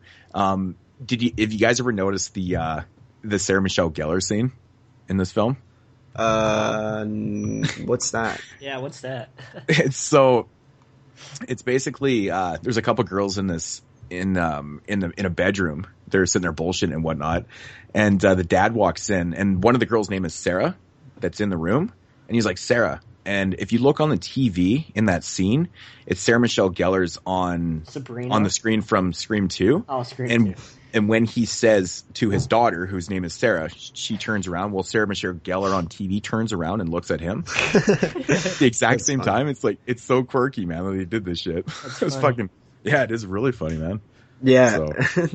I mean, I will say that this film feels way too influenced by Scream. That's why I call it Hella Scream, because it is Scream, but it's with Michael Myers, dude, because everything, look at the movie poster. The movie poster is Scream. Yeah. We have Scream playing on the TV. We have the chase scenes are very Scream-like. The actors, the small cast of, you know, the four teens, like feels really influenced by Scream, like How I Know What You Did Last Summer was, and Urban Legend, and all of those. Totally. It just screams like 90s Scream to me. And that's the thing, man. This movie overall, to me, does not really feel like it's probably got the least feeling Halloween atmosphere out of all the films. Besides Resurrection. I would agree with that, because one, you're setting it in a place that is just, no one would ever think of Halloween when you walk in there. You know what I mean? Yeah, totally. Like everybody's wearing, you know, uniforms. Like it's just so far removed from the streets of Haddonfield. Yeah, there's not like a lot of Halloween things going on. Like the score's not even used that much in the film. They actually changed up the score quite a bit in this one. If you guys notice towards the end, there's like since when it play, like once it plays, it's got like a lot more strings and stuff to it. Since we were talking about Scream, JP, do you remember Drew Barrymore's character's name in Scream? Wasn't it like Becker or something? Casey Becker. Doesn't in the movie when Jamie Lee Curtis is talking to her kids, talking to her son and their girlfriend, doesn't she say, go down the street to the Becklers? Like, yeah, she does. Yeah, Does. That's funny. I noticed that. Yeah, there's another Easter egg. Well, obviously, so Dimension, Scream was a huge hit in, 96? Right? This is 2 years later. Obviously, they were just, you know, trying to make it, and it's the same company, right? The Weinstein's Dimension, like, you know, I just noticed that they're just piggybacking on that. I will say one of the most annoying things in this film to me is the mask of Michael Myers. Yeah, it's definitely not one of the better ones. Well, that's for sure. Did you guys notice the CGI mask that they use? There was CG in there. Yeah, I didn't even notice that. You did not know, dude. It's for a brief second. You know the kid up in the kitchen, right? Yeah. When he turns around and Michael Myers there, the entire mask is CGI. What? It's only I'm telling you, right after this podcast, go back to it, fast forward to that scene. The whole mask is CGI, not just like a piece of it. Like, they CGI'd a mask over his head. Okay, now my question is, why would they have to CG a mask? Yeah, well, from what I understand, they had like 7 different masks that looked different in the filmmaking, and they couldn't decide on which one to use. So like, there's like huge problems with the production and the mask. But my main problem with it is the eye holes. They're way too big because you can literally see his cheeks and stuff. Like, totally. Cheekbones. It's annoying to me, man. I hate the mask in this one. It really bugs me. I don't understand why they can't just keep the fucking same mask, man. That is something that really annoys me about this. It's like, why can't they? Why does he change the mask? Where does he find them? It's like, why can't he just keep the same fucking mask? Well, it also, not even him, like the character, but I mean like the production. Like, why can they never seem to like, get a good like a good representation of the original mask, right? I mean, in Halloween 4 you have that like slick back hair one, like, and then Halloween 6 it looks a little more gray. Halloween 5 it's really white or something. You know, it's like H2O. The eye holes are too big and it looks a little skinny. I don't know, man. It's something about the. It is odd though. It totally is odd. Yeah. But I don't know, man. This movie right here, I think I used to, you know, care for it a lot more than I do now. I think I hear everybody praising this movie. What this movie I find is, I just don't find that great, man. To be honest, it does not feel like a great atmospheric Halloween film. In the first hour of the movie, there's only like a couple scenes with Michael even in the film. Yeah. You know, for they didn't utilize Mike a lot, so they don't have that, you know, that Halloween type slasher, you know, feel to it and stuff. It's just a lot of other things going on in this one, and it's kind of lackluster. I mean, there's like no body count in this film. Most of the kills are off screen. There's and the last half hour is just Laurie and Michael battling it out. Yeah, but that's what it's all led to, right? I mean, you have these two characters who have had so much history. Yeah, but the first hour of the movie's like, it doesn't feel that great. You know what I'm saying? Like, I understand the final product of this film, what they wanted to do with, you know, completing this trilogy of, you know, the Halloween story, whatever you want to call it. It makes sense, but everything leading up to it, it doesn't work for me that well. See, okay, well, I think that you just have an issue with the characters mainly, and I think that's probably like what mainly affects I'm your saying this liking movie doesn't feel like a Halloween film at all. Like, I don't think that they utilized the like I said, like the score. There's like really no atmosphere. It's the first time that we see a different setting, not in Haydenfield too. Yeah, and I think that's like the main problem here. Like the score, the actual use of the holiday Halloween. But to me, this film was more about the confrontation between Laurie Strode and Michael Myers. I do agree that the setting really does throw it off, but I think the actions of what's happening with the kids is no different than what was happening in the other Halloween films, and I do agree that it doesn't feel like a Halloween film. But I'm willing to accept that, and that I think that the battle between Michael and Jamie is awesome because we never see somebody kick Michael's ass. Like we finally find somebody who has enough experience with him and enough maturity to kind of not be the scared teenager anymore. person who's tired of being scared. And I think Yun's guys are really undervaluing that whole dynamic of the film, because that's what this film's about. Okay, but yeah, that's the end of the film, right? I'm talking about like everything leading up into that point. Just generic. It feels generic. It feels very generic. It's slow. There's not a lot going with the on. Kids, yes, is generic, but the stuff with Jamie Lee Curtis isn't. It's all character development. Maybe do you guys not like the character development? Not exactly, to be honest. I find this movie completely overrated. Like I'm like, I know I'm not even playing devil's advocate here. This is true and honest. I used to like this movie a lot more, and now that I've seen it a few more times, and I'm just like, I don't really understand the whole hype behind this. I understand maybe that everyone's like, okay, you know, fucking Laurie's finally going to get a revenge on Michael and take him out and stuff. That's fine. I like that idea. Fucking ending happens. Yeah. You know, it's cool. Like, I understand what they're getting at, but this fucking movie doesn't feel like a really good Halloween film at all. I've only seen it twice, so maybe my opinion will change. Yeah. See, I didn't like it when I first seen it. I'm like kind of the opposite. Like, I actually didn't like it like at all, and it was kind of because it wasn't a Halloween film, and it didn't really feel the same and things like that. But as I kind of looked at it in a different way, this is only about the fourth time that I've seen it. I really like the opening. I think that's where we get our Halloween feel. That's set in Haddonfield or wherever it's supposed to be. That's with the kids. Opening scene's probably one of the best scenes in the film for myself. Yeah, so I think that they gave us a nice little taste of what it used to be, and this is what it is now. Yeah, and they even give you Marion Chambers' character and things like that.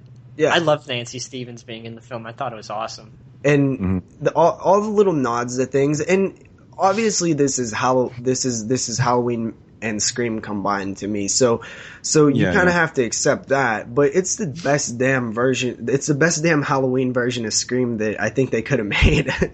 And I understand that you have beefs with the overall tone and feel of the film.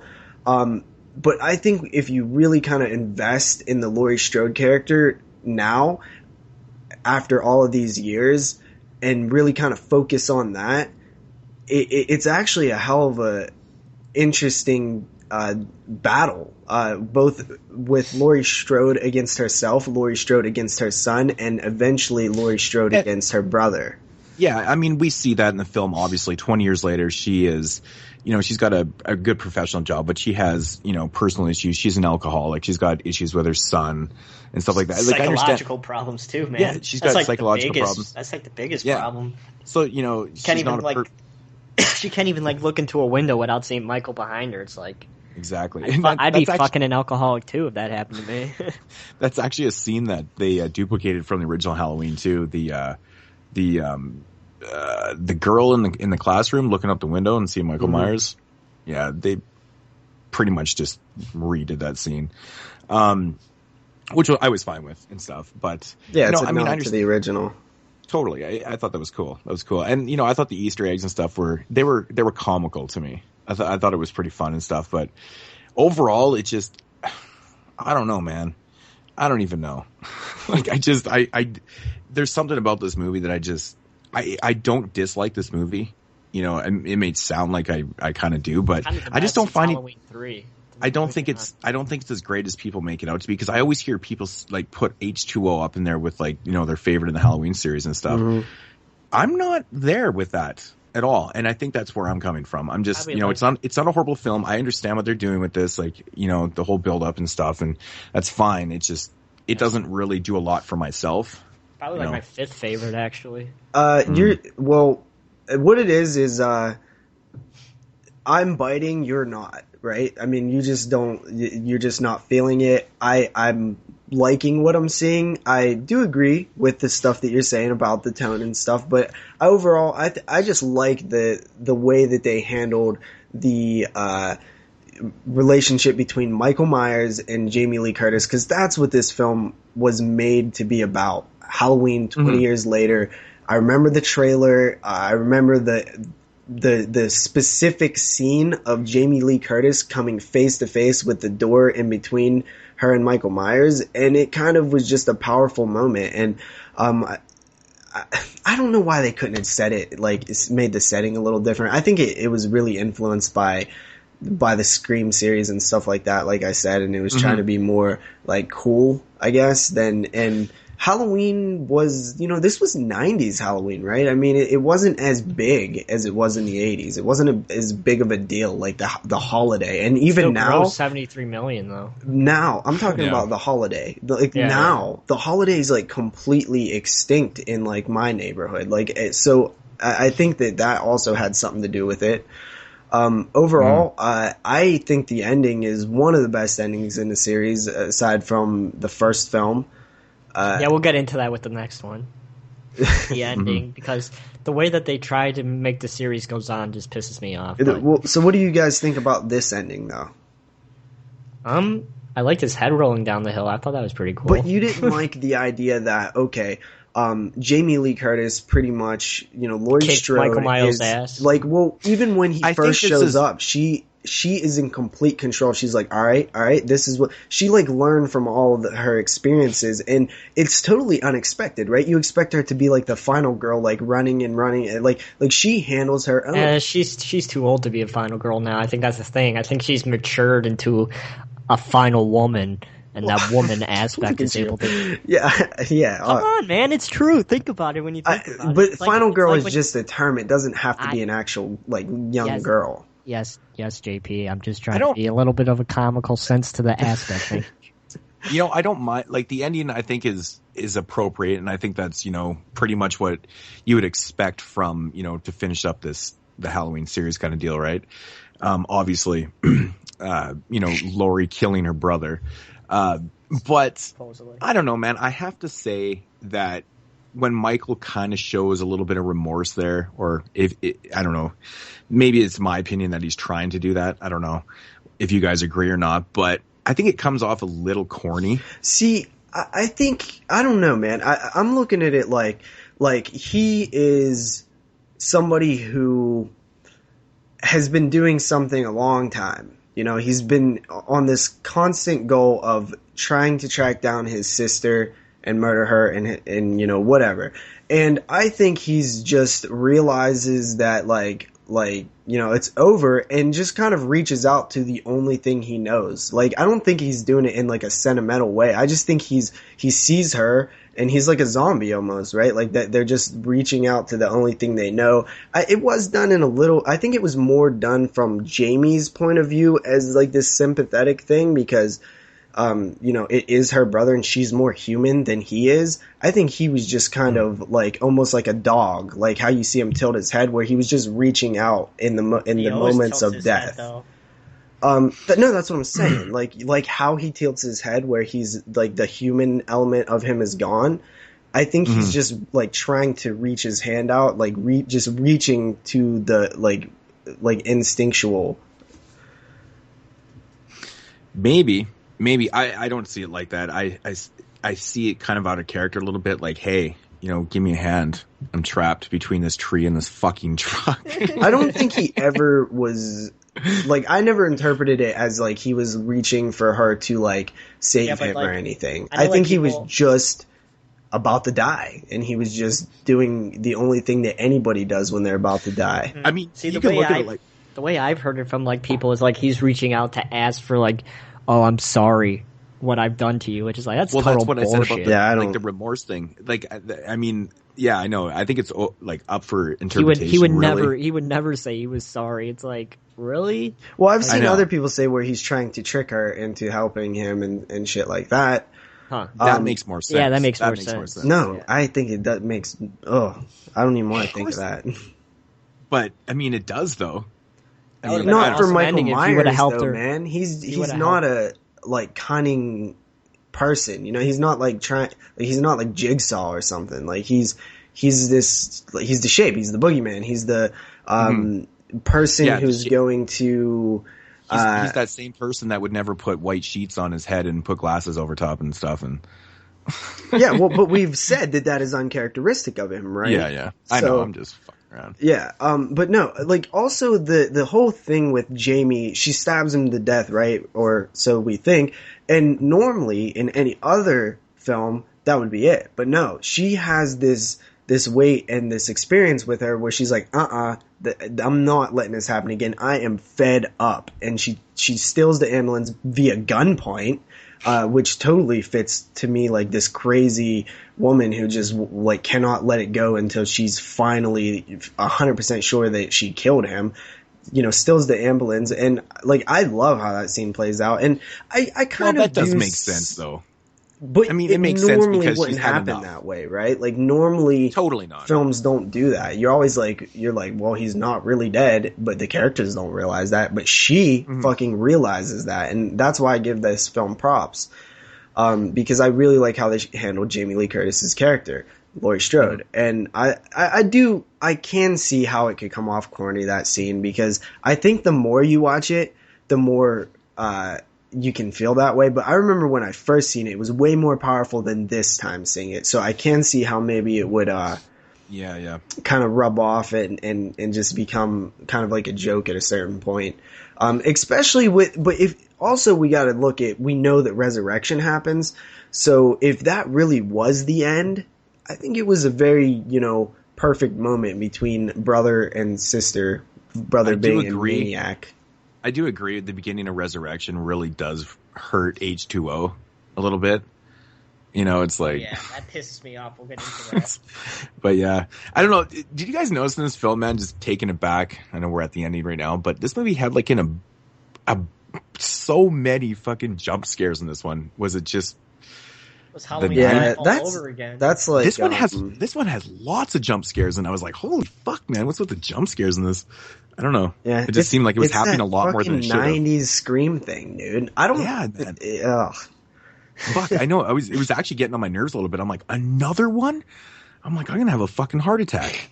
You know what? The biggest thing that I've took away from this conversation is that you guys have never seen the CGI mask, because it's going to blow your fucking mind when you look at it. It's I so must have bad. just not even realized. No, literally you can blink and it would be like gone. They said there were scenes that they had to do it on, which is like, there was multiple places. I think there might be, when she looks out the window and his face is like behind that thing, I think that, the girl in class, I think that one might be CGI too, but I'm not sure.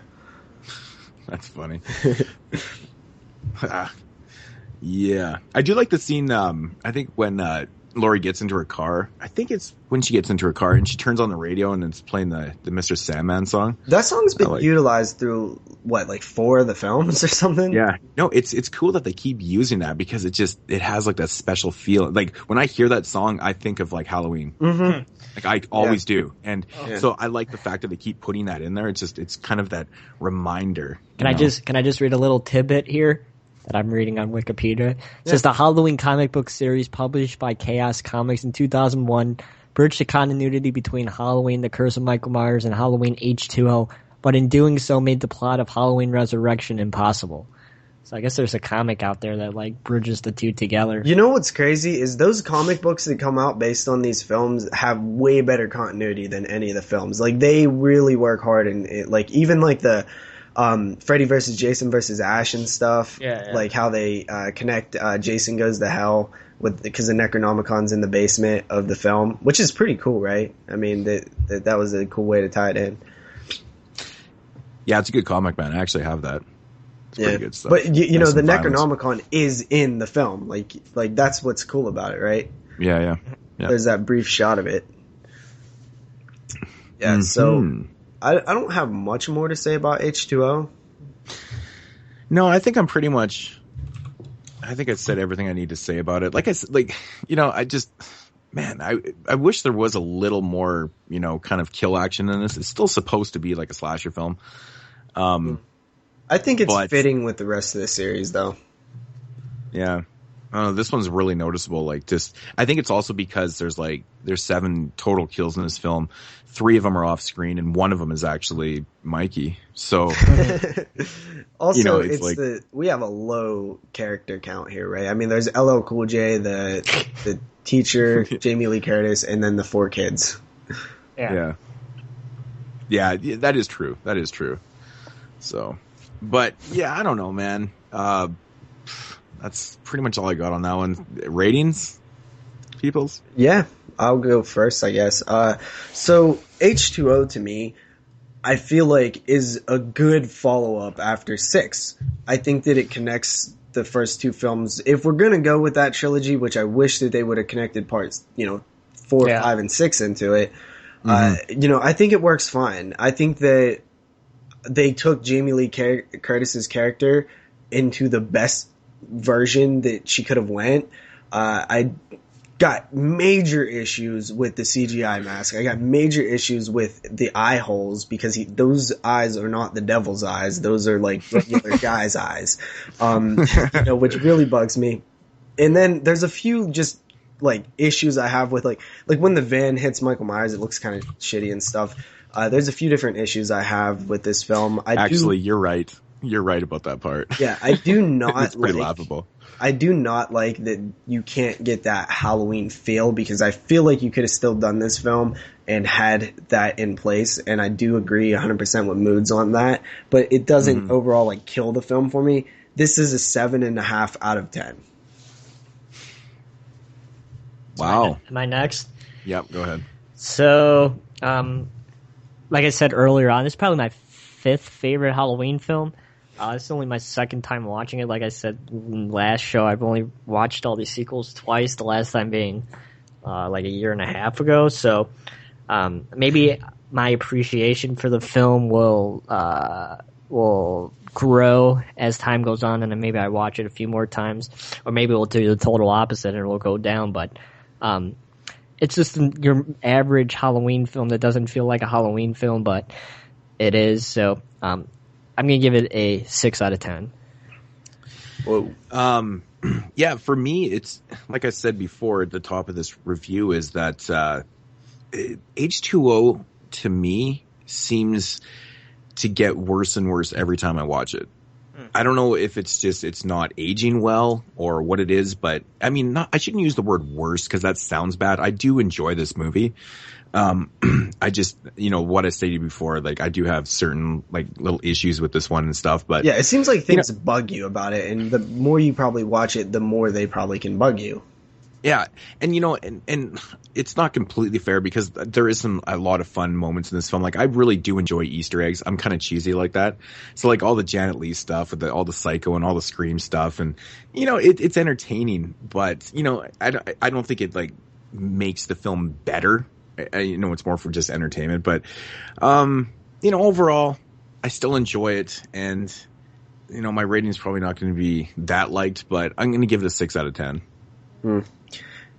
Yeah, I think you guys are coming in a little low on this one, but I wouldn't be surprised if Yins thought I was going to come in a little higher because of how much I was defending it. But I think it was more playing devil's advocate, actually. That like I do admit this film has flaws, but I just do like what they did between the main point of the film, which is Jamie Lee Curtis as Laurie Strode and Michael Myers. It's the whole point, and I think it's all right. They did a good job. All right, so moving along to probably my favorite sequel in the entire Halloween series. Halloween 8, or also known as Resurrection. Tomorrow night, you will enter the childhood home of our most brutal mass murderer. The home has been rigged up with several cameras, but for the most part, the audience will see only what you see. Are you sure they're not just putting us in some house with hidden cameras in the shower? This is gonna be fun. The windows will be boarded up and all the doors will be locked shut behind them. No one will be allowed to leave until the show is over. Let the dangertainment begin. You think this is the one that he used to, do his thing? One flash and you could light up 1,000 computer screens. You are like this close to getting voted off the island. Wait, what just happened? We just lost Bill's camera. There's somebody in the hall.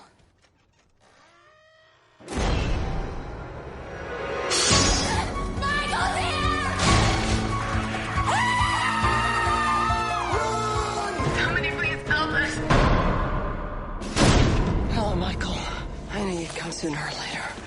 What took you so long? Trick or treat, mother. Anyone want to give some? I couldn't even. All right, I could do this one. I couldn't even get it out without laughing. Come on. All right, you want me to do a JP? If it's too painful. Go ahead. All right. So Halloween Resurrection from the year 2002. 3 years after the offense of the previous film, Laurie Strode has been sent to a psychiatric hospital after it is revealed that she beheaded a paramedic instead of her brother Michael. The paramedic had located the body of Myers in the diner hall of Laurie's school. After the paramedic tried to grab his mask, Myers attacked the paramedic and crushed his larynx so he wouldn't cry out and forcibly switched clothing and his mask. Zoe drives the coroner fan out of the school. Myers, in the paramedic clothes, walks out of the Hillcrest Academy school grounds and slips off into the woods, going into hiding for the next 3 years. Okay, so I think so much trouble getting through that, as you guys could probably hear. I think we got to start with crushed larynx. Really? Yeah, like he couldn't take off his fucking mask and say it's me. Oh my god! Right, what a fucking idiot. That was the. But all right. First of all, we have to give them a little bit of credit though, because if you are going to make a sequel and you want to follow continuity, you got to think of something, right? I mean, obviously it's completely like phoned it or like crowbarred in. And it does not make sense, but you have to give them credit for attempting to make it fit, which honestly it's really like a stretch, but what the hell are you going to do besides that? I mean, yeah, that's a good point. It is a good point, but it doesn't make it good. Resurrection just like totally, well, quite literally kills Laurie Strode's character. Yeah. You know, like just the way they take her out, like in the beginning of the film, is just like I said, when we were talking about Jamie Lloyd, man, it's like you kill this character that you gain this connection with right off the bat. I wouldn't have had an issue with it if it would have happened in H2O, right? Like, because if she would have been the one who dies in H2O, I would have been fine with that. But doing it this way, you can tell they wanted her in the film, but she didn't want to continue to be in the film. So you can really just sense that it was like part of the contract, like kill me off and I'll come back and do another one, right? Like you can feel that the way that it was done. It's like you have to get it out of the way. Yeah, because she's killed off like in the first 10 minutes of the film. Not even so. Which I'll honestly say is the best 10 minutes of the movie. You know, it's funny because I literally said the same thing too. Like the first 10, 15 minutes of the film actually kind of feels like a legitimate Halloween film. It's not bad. It's got some pretty good atmosphere. It feels like that, you know, what you would expect from a Halloween film. Yeah, until Busta Rhymes shows up. And, well, that's after the first 10 minutes. I know. Yeah. But yeah, the first 10 minutes are it's actually pretty good. Best scene in the film is when the guy in the, room is chanting off serial killers and gets to Michael Myers and Myers hands him the knife. That's the best scene in the whole film. That's pretty sad. Yeah. Do you guys like that scene? That's awesome, man. That's totally awesome. Yeah. But I don't know, man. You know, it's funny because the movie almost feels like two different ones. The first 10, 15 minutes feels pretty awesome, and then it just changes tones instantly. You know, it just gets daytime pretty much.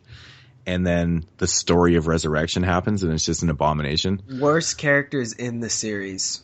Oh, God. Everybody in this movie is so fucking bad. It's just so like the dude from American Pie. Oh, he's such a fucking pussy. Tara Banks, man. Tara Banks. Tara Banks, Busta Rhymes, the dudes that are they're on the computer at the party and stuff, all those little fucking idiots. Oh my God, those guys are so terrible. Dude, you know what sucks, dude? Because I like Busta Rhymes, and this movie makes me just, I know. Why? Why Busta Rhymes? I don't get it. Postmaster P. Postmaster P. Your best friend. So we have this 2002 technology of live streaming the Myers house. Oh my God, dude, that shit is so damn gimmicky. It's not even gimmicky. It's not gimmicky as it just possible. feels like the era. It just feels like 2002.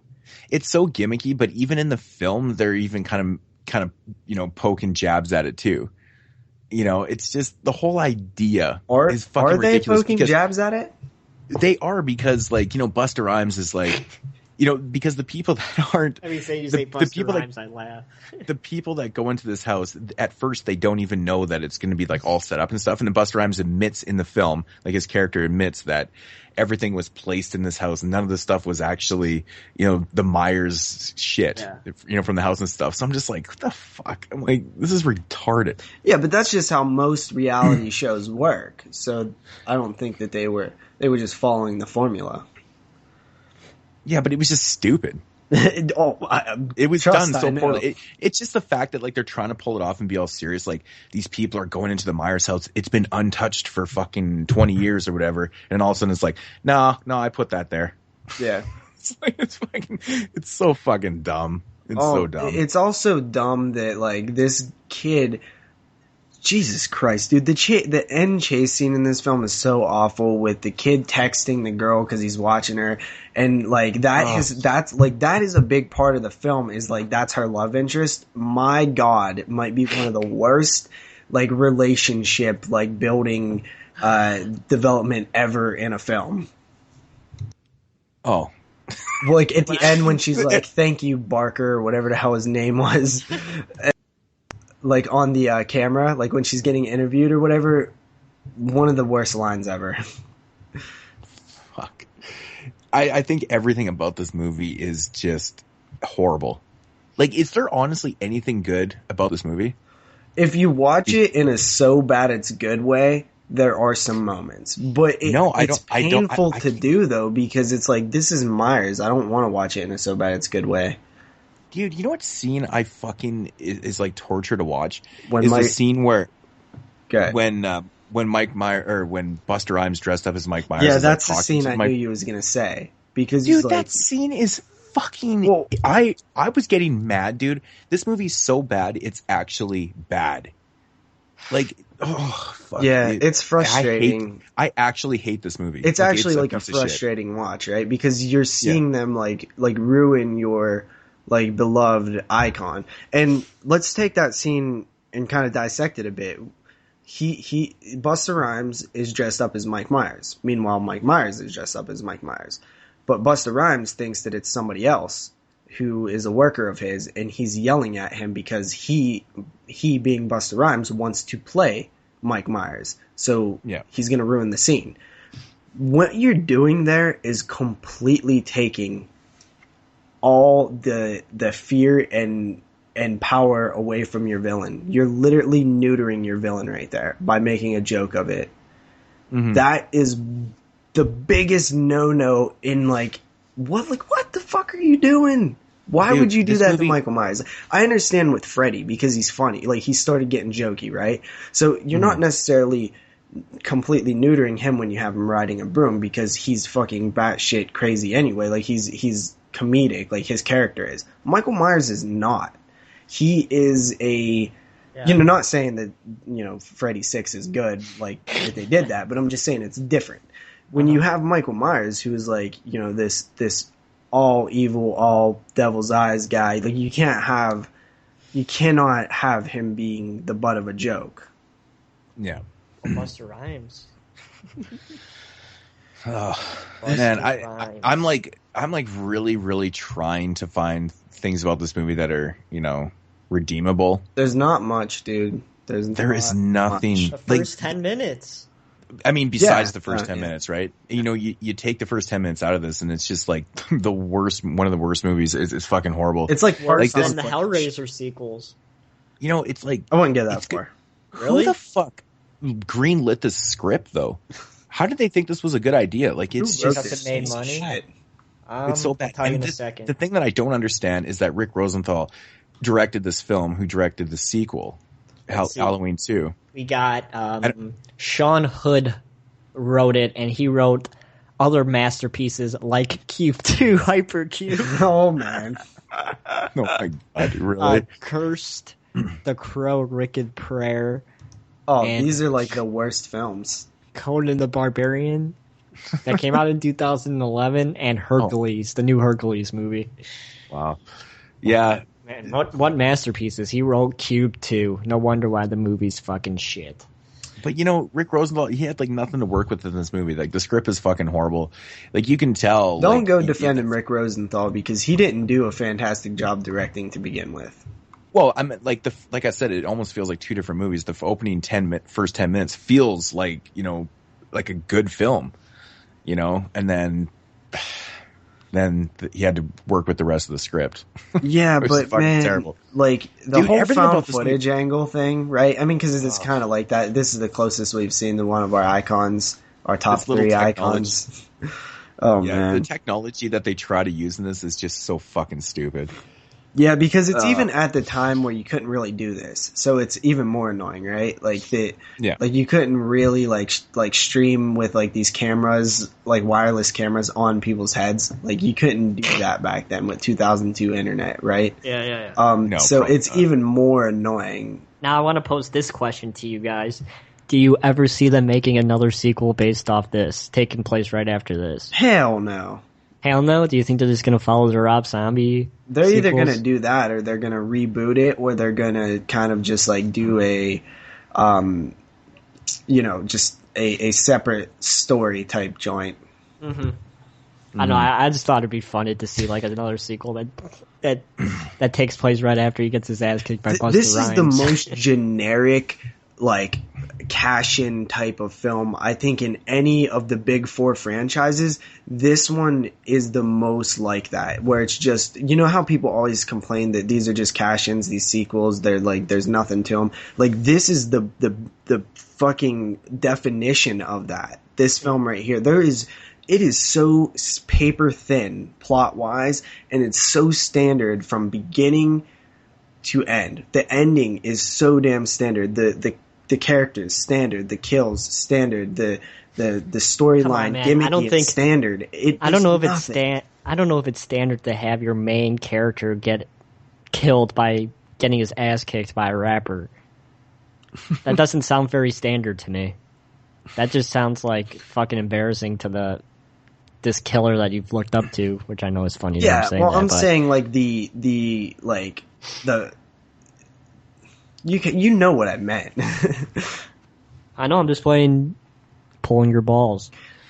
Yeah, but no, that is one of the worst things I've ever seen. Is like that's the end of Michael Myers right there. Yeah, get his ass kicked by Busta How Rhymes. can you literally write that down and not be like, and not look at it and be like, well, that's just not good enough. I know, like how can you try and be serious about that? It's ridiculous. Yeah, that's why he didn't die. Another thing that bugged me about this is that Mike Myers, no burns on his hands. Yeah. Well, why would there be burns on his hands? From Halloween 2? Because he explodes in Halloween 2. Was there? Oh, yeah, that makes sense. Right? Come on, JP. If Dr. Loomis has burns, I would hope fucking Michael Myers would have burns. Did they have burns in H2O? Yeah, they did. Yeah. So, yeah, I was like looking at his hands going, notice that. You fucking kidding me? Stupid fucking. This movie is. Yeah, I don't even know what to say about it. Continuity type thing, but you know damn well they're not going to worry about the burns when they have like nothing. Like they can't even like make anything right.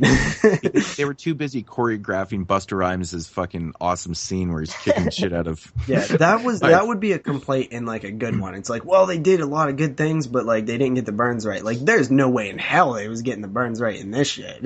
No, totally.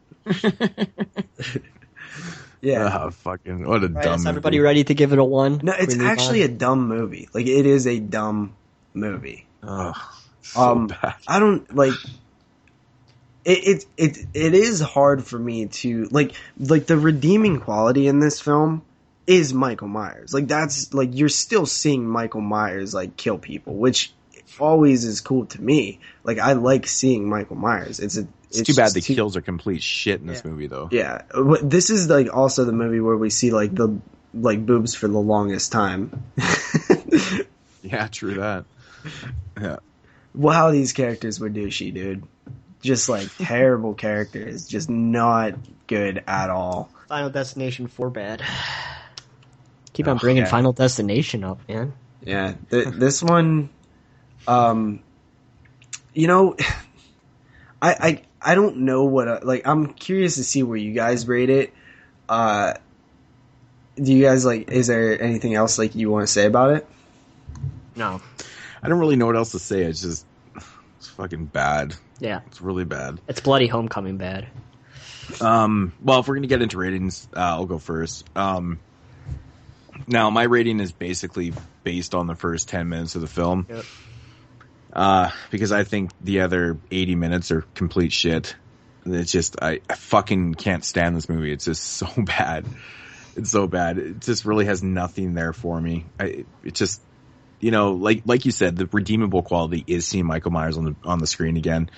But, you know, with that said, it's just so gimmicky and shitty that I can't pull anything out of it. It's so bad. And it really does lack good kills and stuff like that. Like, you know, there's a lot of potential idiot fucking characters in this. You think that you just want to fuck right up, man, if you're doing this film. But that's and not it's really all the case. takes place in this house and shit too, which is like really annoying. Yeah, like a one-setting place. But it's not done in a good way. It almost brings out the bad in it because it feels like more plot hole heavy because like it's a small house and stuff and there's all these characters in different rooms, but how's Michael Myers like wandering around and not being seen, and the cameras, and it's like jokey too, like where Myers is like kills the one guy while Tyra Banks is like making coffee, and then she looks back and she's like, good angle. Like it's like you're taking it, you're like not playing it serious at this point. Oh my god, that's so bad. Which is the first time we've done that in a Myers film, right? I mean, it's all like even like Friday the 13th, obviously Elm Street, but like Friday the 13th got jokey in certain parts of the film. Fucking Jason hits that guy's head off. Like, well, that's way later, but I'm saying like even part 5 with the Ethel and stuff like and Junior and those two like greaser like guys. Who's like, you know, like it had like comedy in it, but like we've never really seen that in the Halloween films, so it's weird. Yeah, so Halloween Resurrection, I'm gonna give it a solid 2 out of 10. Yep. Yeah. Jeremy? I actually also have it written down as a 2 out of 10. Bloody homecoming bad. Yeah. See, this is beneath the Mississippi bad, JP. Fuck no, dude. Like no, production value's got to be a little higher on this film than that one. No. So to me, you can't discredit the fact that it like is a film. Like it actually like has lighting and things like that. So automatically that gets points. Like I can't go too like Beneath the Mississippi actually has technical problems with audio and stuff like that. You know. This film is a film. It's watchable. It's painful, but it's watchable. Also, I like Michael Myers, obviously. I like seeing him. The opening I thought was pretty good. I give it a 3.5 out of 10, which is super damn low. That is a low rating. Like, you're really scraping the bottom of the barrel when you get there for me, because when you get below that, there's actually like problems. Yeah, like with you know, maybe like the like audio dropping and like, you know, like bad lighting that actually affects your ability to watch it. Like it doesn't have any lighting or something, you know, stuff like that. When you get into those points, when you get under like 3. Mm-hmm. Do you guys think that this is the worst film in the Big Four out of all the films in the Big Four? Oh yeah. Ooh. Yeah. I think so. Yeah. I think it is. It's even worse than Jason X, which I know I'm going to get shit for saying that, but worse than the Elm Street remake? Ooh, that's a hard one.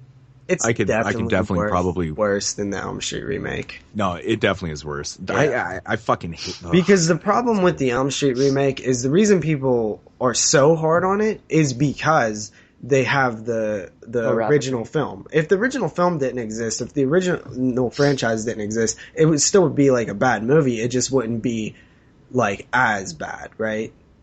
Mm-hmm. But this is just awful. Resurrection. What a everything stupid about title. Yeah, they didn't go follow the Pink Panther route anymore like they did in the 4, 5, and 6. Yeah.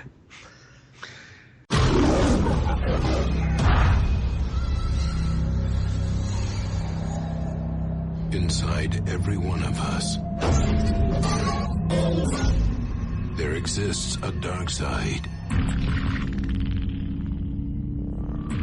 Most people rise above it,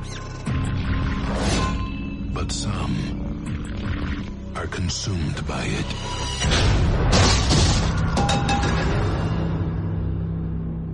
Michael? Until there is nothing left but pure evil. Behind these eyes, one finds only darkness. These are the eyes of a psychopath.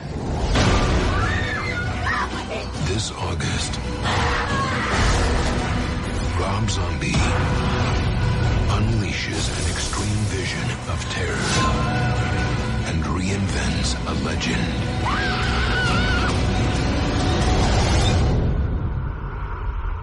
Halloween.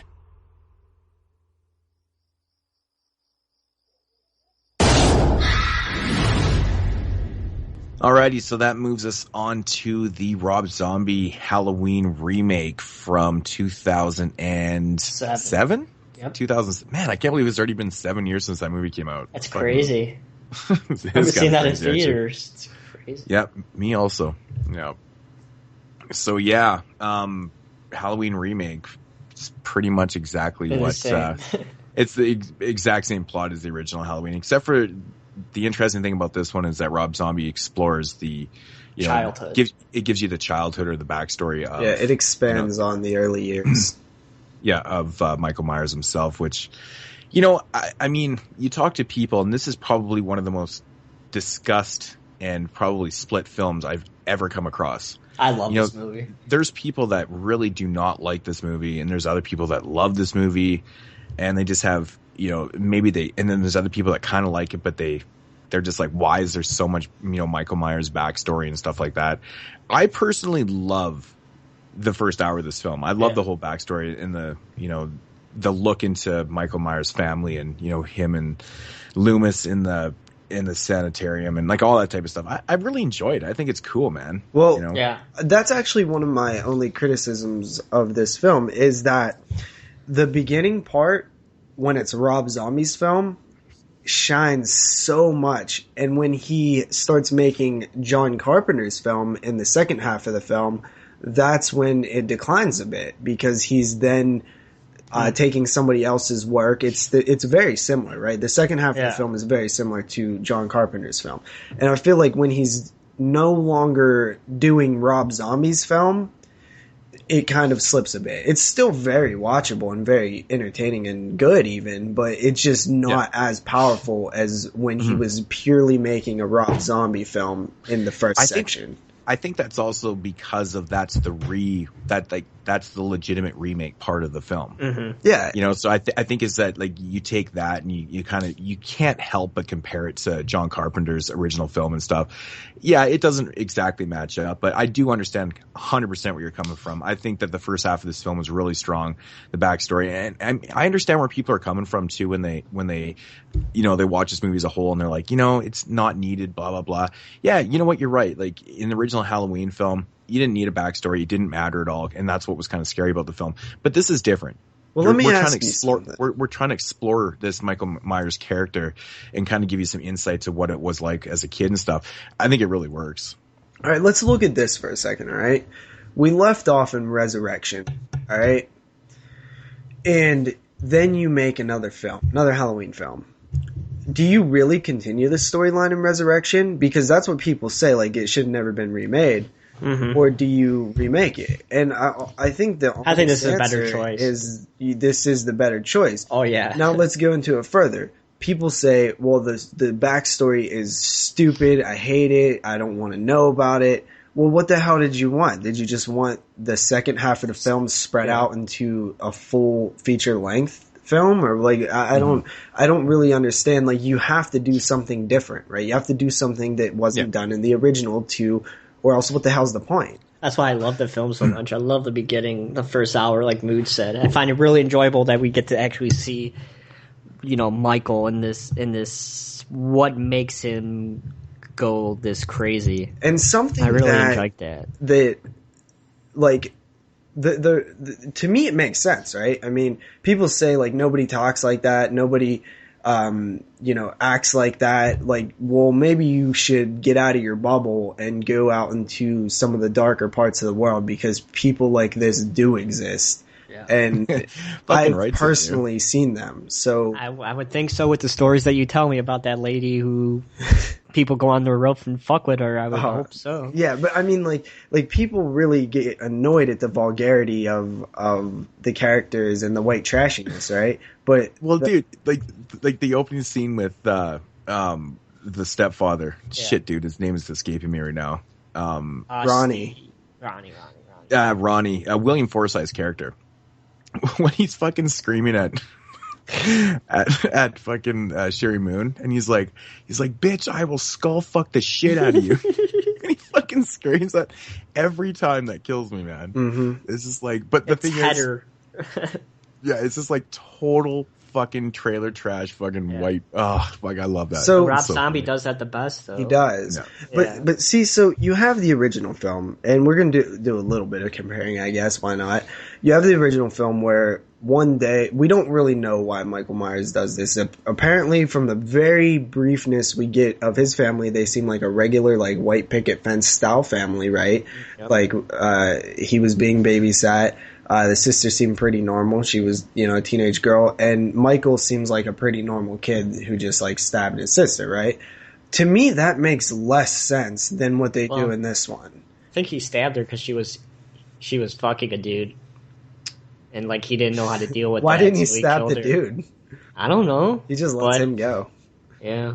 No, I mean, I think what it is just there is no explanation. There's no explanation for why this kid one day stabs his sister and, flips out like that. But to me, that actually makes less sense than this film, where this child went through some terrible traumatic things in his family. He was treated terribly by his stepfather. His sister was a whore. His mother was a stripper. Kids fucked with him at school because his mother was a stripper and because he had long hair and because he did this or did that. Like, that totally makes sense to me because guess what? That's real. That happens. Look at those.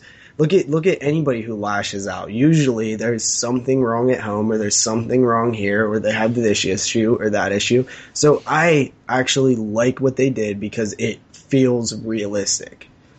It does feel realistic. And, as a child, like, I mean, at one time or another, I'm sure somebody tried to bully you or you were actually bullied or whatever.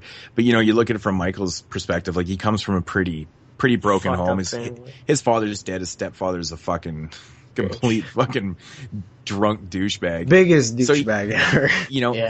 And he can't escape any of this stuff, right? Like he goes to school and the kids are fucking picking on him and stuff. Every child probably thought about that once. So you're just like, I want to beat that guy's fucking brains in. But, Mike, of course, does. I find that scene to be so powerful, though. Oh, man. Fucking shit out of that kid, man. Yeah, man. It's so brutal. And one of my favorite things about that scene is that he just so nonchalantly throws away the stick. Yeah. Just kind of throws it over and just walks away like nothing happened. I'm just like, holy fuck. And you know what makes that scene powerful to me is because, all right, the kid is a douchebag, right? I mean, he is a complete dick. Like, he's a foul-mouthed little... He deserved it. No, but... normally you would feel that way, right? As he was getting killed, you'd be like, oh, well, he's a dick, he deserved it. But even though as much of a dick as he was, I find that scene to be, like, powerful because the fact that you still feel for the kid, right? Well, it says he was sorry. Yeah, like, that's why it's sad. Even though he was such a dick and stuff, he didn't deserve all that, right? So to me, that if you can take a character who you should want to die and make you feel sympathy for him, then that's powerful. Yeah. Yeah. But I don't know, man. I really like the elevation, with the Loomis character and Michael and stuff, and just the mass building, like everything just kind of goes together so well. Mm-hmm. You know, like everything just kind of flows perfect up until it does. And I think that it makes sense, right? I mean, one, you take this like kid who had it up to here with the way his life is, and he snaps and kills people. So he gets sent to the mental hospital, which arguably could have done more damage to him than would have happened if he just was, continued to be placed in like a foster home or something. Because the idea of him being trapped in the walls and not seeing his mother, who that relationship is interesting because it's truly the only person who actually cares, loves him, right? Yeah, and it's kind of, we've seen this before with like Norman Bates and a lot of serial killers that have mommy issues. So I think that makes sense. That's the main thing that we learned in my women in horror class. Spent like 2 whole weeks talking about mommy issues. But so you just see him kind of get worse and worse as time goes on because he's away from his mother, and eventually she stops coming, period, because she's no longer alive. Yeah. And you can see Loomis just being completely invested in trying to figure this young boy out, and it doesn't do him very much good after so many years also. I really, really like all of this that's going on in the opening of this film. Man, I felt so bad when he killed Danny Trejo.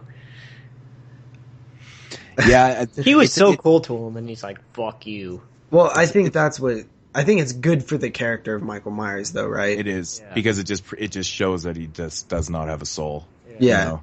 This guy's been looking after him for 15 years, and he just kills him like no fucking tomorrow.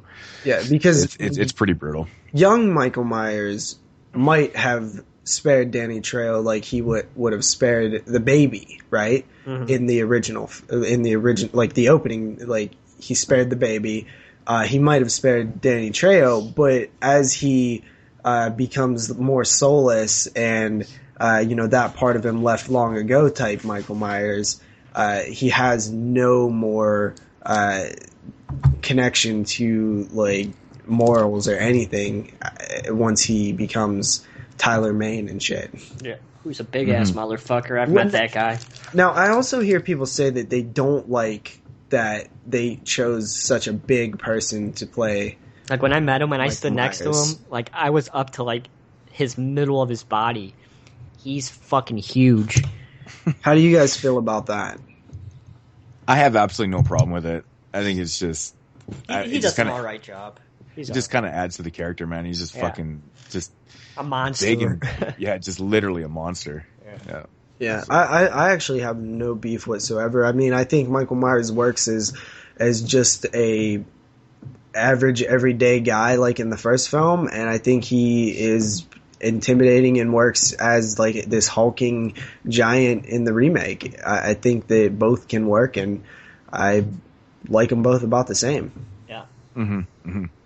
Yeah, I really like the music cues in this film too. There's the scene where Michael's just finished trick-or-treating, and he's sitting out on the front step there, and he's eating candy and whatnot just before he's about to go and kill his family. But the music cue with Love Hurts comes in there. Yeah. And it basically says everything, right? Like he's really just suffering. Like his mom's gone. He just feels like he has nobody and stuff. I think that's just a perfect song to have playing. So.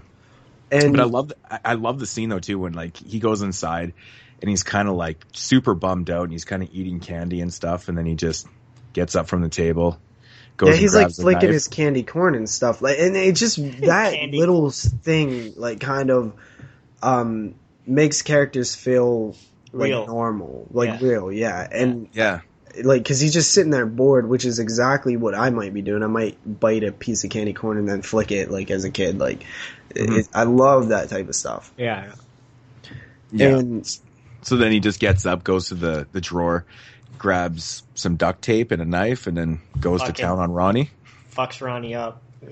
When he slits his throat, I was like, "That's fucking awesome!" Like the blood just like squirts out like everywhere. It's so awesome. Because it's like that asshole deserves it. He's like the dad in Halloween 6. It's like he fucking deserves to die. I think the dad in Halloween 6 is actually worse. Yeah. Because this guy looks like a douchebag, sounds like a douchebag, but that dad is like a regular, like normal member of society, which makes it like way worse, right? Mm-hmm. Like this guy is like from the gutter. Like you expect him to be a trash bag, but you know, the upstanding businessman. Come on. And the kills when he kills his sister's boyfriend, it's so brutal, dude. Every kill in this movie is brutal. Yeah, like I've noticed that when I was watching it. It's like this totally screams Rob Zombie, how brutal it is. Oh, I know. Which, in my opinion, kills should always be brutal because it is a brutal act. Yeah. Mm-hmm. You know, and I think people sometimes have a problem with that, where like they're almost like it's no longer fun for them. Like I think certain people have this dilemma where they want everything to be spooky but not too spooky, or like, you know, like scary but not too scary, or, you know, hardcore but not too hardcore. And I think that's what a lot of people have problems with this film, is people who are not quite sure what they like to begin with. Mm-hmm. Yeah, it's a really good point, man, because I mean, with this type of, you know, subject matter that we're dealing with here, like these kills should be like that. Exactly. You know, as Vishy. I think it's portrayed perfectly, and I think Rob Zombie pulled no punches in this film. He did exactly what the character probably would do. Yeah. Right? And he put it on screen, and you know, if you like it or not, you know, that's for you to decide, but I think it works perfectly. Like, it's the viciousness of what he's doing needs to be portrayed on the screen. And that fucking baseball bat kill, dude, he fucking hits him like 20 more times. Yep. Like, it's just brutal, man. And the way he cuts it, it's like he cuts it right after, like right when he's about to hit him. So it's just like, it's that much more relentless. Yeah. And fucking awesome. I really thought the kid who played Michael Myers did a fantastic job. Yeah. Yeah, what's the story with, you know, the beginning of Halloween 2 and not having that kid back? Well, he just got huge. Him? I think he just got so different, like, in size. Oh, I guess it is because it was right around like puberty, right? I mean, like, he just completely morphed. Yeah, I guess you kind of have to have the same person, right? Considering it's, you know, you can't have him age. So, well, actually, you can, right? I mean, not when his mother was still coming around, I guess. So yeah. Well, yeah, because when his mom was there, he needed to be looking like he was still that young kid. Yeah. But so there's one other huge problem I have with this film, and it's I guess it's depends what version you watch, right? And it's the rape scene. Yeah, I was going to bring this up. Which is in the unrated version, yeah. It's in the unrated version. Sometimes I feel like Rob Zombie has these conflicts where he almost, I think he feels like people expect him to do certain things, like to go like, you know, really hardcore and extreme levels. And I think sometimes it kind of like confuses him, and he makes choices that maybe he's doing based on how he feels people expect him to do things. You know, it didn't need to be there. Like, I 100% agree, but it doesn't it feel like he just put it in specifically to be Rob Zombie, like hardcore. Yeah, I don't know. You know, I guess so, but you know, like the original cut, obviously I watched theatrical in the theater, right, and it wasn't there. No, it's not there. So, you know, my very first impression was, you know, the film without that in there. So watching like the unrated, it didn't really surprise me because it was an unrated cut. Like, there's going to be other shit in there. So, but I do 100% agree. Like, if you have this unrated cut or whatever, it doesn't necessarily need to be there at all. No. But maybe that's why he did it. Maybe just, you know, putting some other fucked up shit in there. But yeah, it completely does not need to be in the film. Yeah, it just doesn't even... It doesn't add anything. No. You know, it's just like, okay. No, it's not even that it doesn't add anything. It actually, like, is a distraction. Like, it feels like it comes out of nowhere. You know what I mean? Mm-hmm. It's like these two... First of all, we're following two characters who, like, we barely met, right? The guy... that character is, like, kind of pointless. Like, Danny Trejo was the guy who was watching Michael Myers all these years. Like this guy comes in, and it just feels like really forced. Oh man, I don't know. That really bugs me about this film, and that's why I prefer the theatrical cut, because it actually takes me out of the film. Huh. Yeah, I don't know. It doesn't overly bother me too much, but yeah, like I said, I agree. It doesn't necessarily need to be there. So, but it doesn't really affect me too much. I mean, yeah, I don't know. It doesn't bug me like a whole lot. So, yeah. Anything else to say about the first hour of the film? I mean, yeah, I like Loomis, man. Like, yeah, I really like. Just not his typical Loomis. No. Well, something I Totally wanted to add character. to the like no. McDowell. He is a different. He's good, character. but he's a totally different character. I think you couldn't have said it more truer. He's good. He's just different, but he's not as good as that character. I much prefer the character from the original series, but in this world of Halloween, he does a fine job, and the character's fine. But something I want to add about the mother-son relationship is, I think it obviously Mikey has all these problems, right? But like we said, his mother is his one person who cares about him. But I think that she even still has major problems, right? And that's kind of what is preventing. It's kind of causing Michael Myers to be this way too, because he doesn't have his mom to himself, and she's making these poor decisions like staying with this asshole and abandoning her son when he obviously there's something wrong with him, right? But she isn't really doing a good job of helping him through it. So I thought that was interesting too, that it wasn't just she's a good person too, even though she's stuck with him in the end of things. She also abandons him once she commits suicide again. So she's still a bad mother. Yeah. Yeah. And I mean, they really, Rob Zombie, and this is where he takes it into part 2, and he really kind of explores that whole thing with Mike and, the mother and stuff, and the whole white horse thing. But that's where it's stemming from, is the original one and his relationship with his mother. So, but yeah, we'll get into part 2. But, the second half of the film, it's like 2 different films almost sometimes, Yeah, it is, man. Part 2 is weird.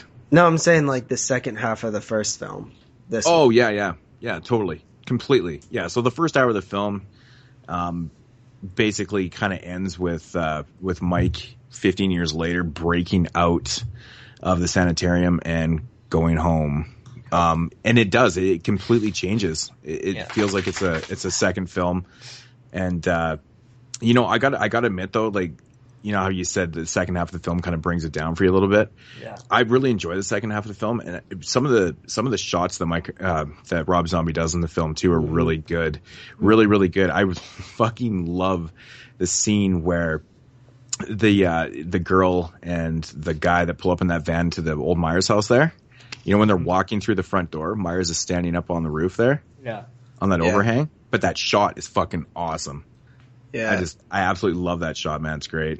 Well, we also see him get his jumpsuit with a nice little Ken Foree cameo. Yeah, and that brings me to a point, man. This movie has so many cameos in this film. That's what we're talking about. The people that are in this sounds like a Rob Zombie film. But this one's excessive. It's crazy, man. Malcolm McDowell, obviously, Brad Dourif. You got William Forsythe's got a small little part in the film. Richard Lynch is in this film. He's the principal. The guy with the fucked up face. Yeah. It's been Udo Kier's in this film. Clint Howard, Danny Trejo, Bill Moseley, fucking obviously Daniel Harris. Dude, Danny Trejo did a fantastic job with his character, man. Yeah. You can. I think also because Danny Trejo actually was in prison early in his life, right? Yeah. So when he's don't he's a badass motherfucker. Walls get you down. I think he really kind of was coming from the heart. Yeah. Mm-hmm. Yeah, and then of course you got Laurie's mom, or adopted mom, which is Dee Wallace in the film, which is super cool. And then the amazing, I love Ken Foree's part in this film, man. It's fucking awesome. Yeah. I got that double burrito talking back at me or whatever he says. Man, don't you just love this guy? Don't you wish he was in more horror films? Yeah, man. Totally. Man. Also, awesome. Freaking, we have Sheriff Brackett, right? We already talked about that, Brad Dourif. He already said that. But Brad I mean, Dourif. I think Brad Dourif in Halloween 1 and 2, one of the most underrated horror performances ever. Yeah, he's good. He's good. He's really... Especially in Halloween 2, he's really good. Yeah. And then, of course... It's probably the best part of the film. Yeah, the the nurse that Michael kills in the beginning of Halloween 1 is Sybil Danning. Yeah. Which is interesting, and her name is Nurse Wynn. I've met her. Yeah, there's so many damn people in this film. Yeah, like, her name is Nurse Wynn, which I thought was interesting. Sid Haig, of course, is in the film, too. It just goes on and on and on. Like, it's just truly amazing how many people show up in this film, like, that are in tons and tons of horror films. Mm-hmm. And it kind of brings me into my next point of, Rob Zombie really being a fan of, horror films, and bringing in all these people and stuff. And it's just, for people that have watched a lot of horror films like we have, for the average fan, they probably don't recognize some of the people that are in these films, but I mean, he assembled quite the fucking cast. Yeah. Give him mad props for that. It's pretty damn cool. Weird Al, man. Halloween 2. Come on. Oh, yeah. But something I wanted to say while we're on casting, I think that Scout Taylor Compton, say what you want about her personally, in outside of the films, I think she is by far way superior to Jamie Lee Curtis as Laurie Strode. I think she's amazing. Like, this is what I kind of pictured the character as. Mm-hmm. Yeah, you know what? I know this is not the most popular of opinions, but I do agree. Yeah, totally. I mean, I think she's really good in Halloween character. She's really good in Halloween. Exactly. Yeah. She's good in this one too, but yeah, she's a little different in Halloween too, because she's obviously emo. playing a different type of character because she's fucking messed up. But yeah, so. But yeah, I do agree. Her performance is pretty good. It's definitely well done. Yeah, and even Danielle Harris as Annie, really awesome. Good job there. Yeah. Man, I think that the three girls in general, like the three friends, are just I don't. It's probably a disconnect with me from the 70s, but I find these girls like really accurate to what I know of teenage girls. So that definitely helps me personally with this, with the casting and character choices. So they feel right. Yeah. So getting into the second half of the film, shifts to Halloween. What are your thoughts on it? No, I really like it. I did say that it declines, which it does, but you can decline a little bit, and if you're already at an amazing level, you're still going to be at a pretty awesome level, right? So just because it declines doesn't mean that it goes into a bad territory. It's still really, really good. And, it's still pretty damn brutal. The ending, man. Oh, it's fucking, especially between Laurie and Michael. Oh man, it is brutal. It's just less story at this time, right? So it's more about like stalk and kill. Like when she like points the gun at Michael at the end. Oh, what do you guys think about the mask and the look of Michael Myers? I actually really like it because it makes sense that the mask looks the way it does. Because it just fits Rob Zombie's style. Like it does screams Rob Zombie. I actually think it's probably the best mask in the entire series. To be honest, like I think it's fucking awesome, but it's fitting too because the fucking mask was sitting in this house for all these years and just collecting dust and getting old and rotten and stuff, and I think it just makes sense that like if he pulled that thing out and it was like clear white, like perfectly not dirty, I would have been like, what the fuck? What is this, like Megan Fox and Transformers 2? And it kind of like relates back to the way Michael Myers has like lived through his entire life. It's dirty and it's broken and it's old and nobody wants it. It's thrown in this house that no one cares about. So it's kind of. Are you saying the mask symbolizes Michael Myers? In this one, not in the other. Yeah, movies. I know it's kind of. I never really thought of it, but yeah. only in this one, and the second one, not in the other original series. But I know what you're saying. Yeah.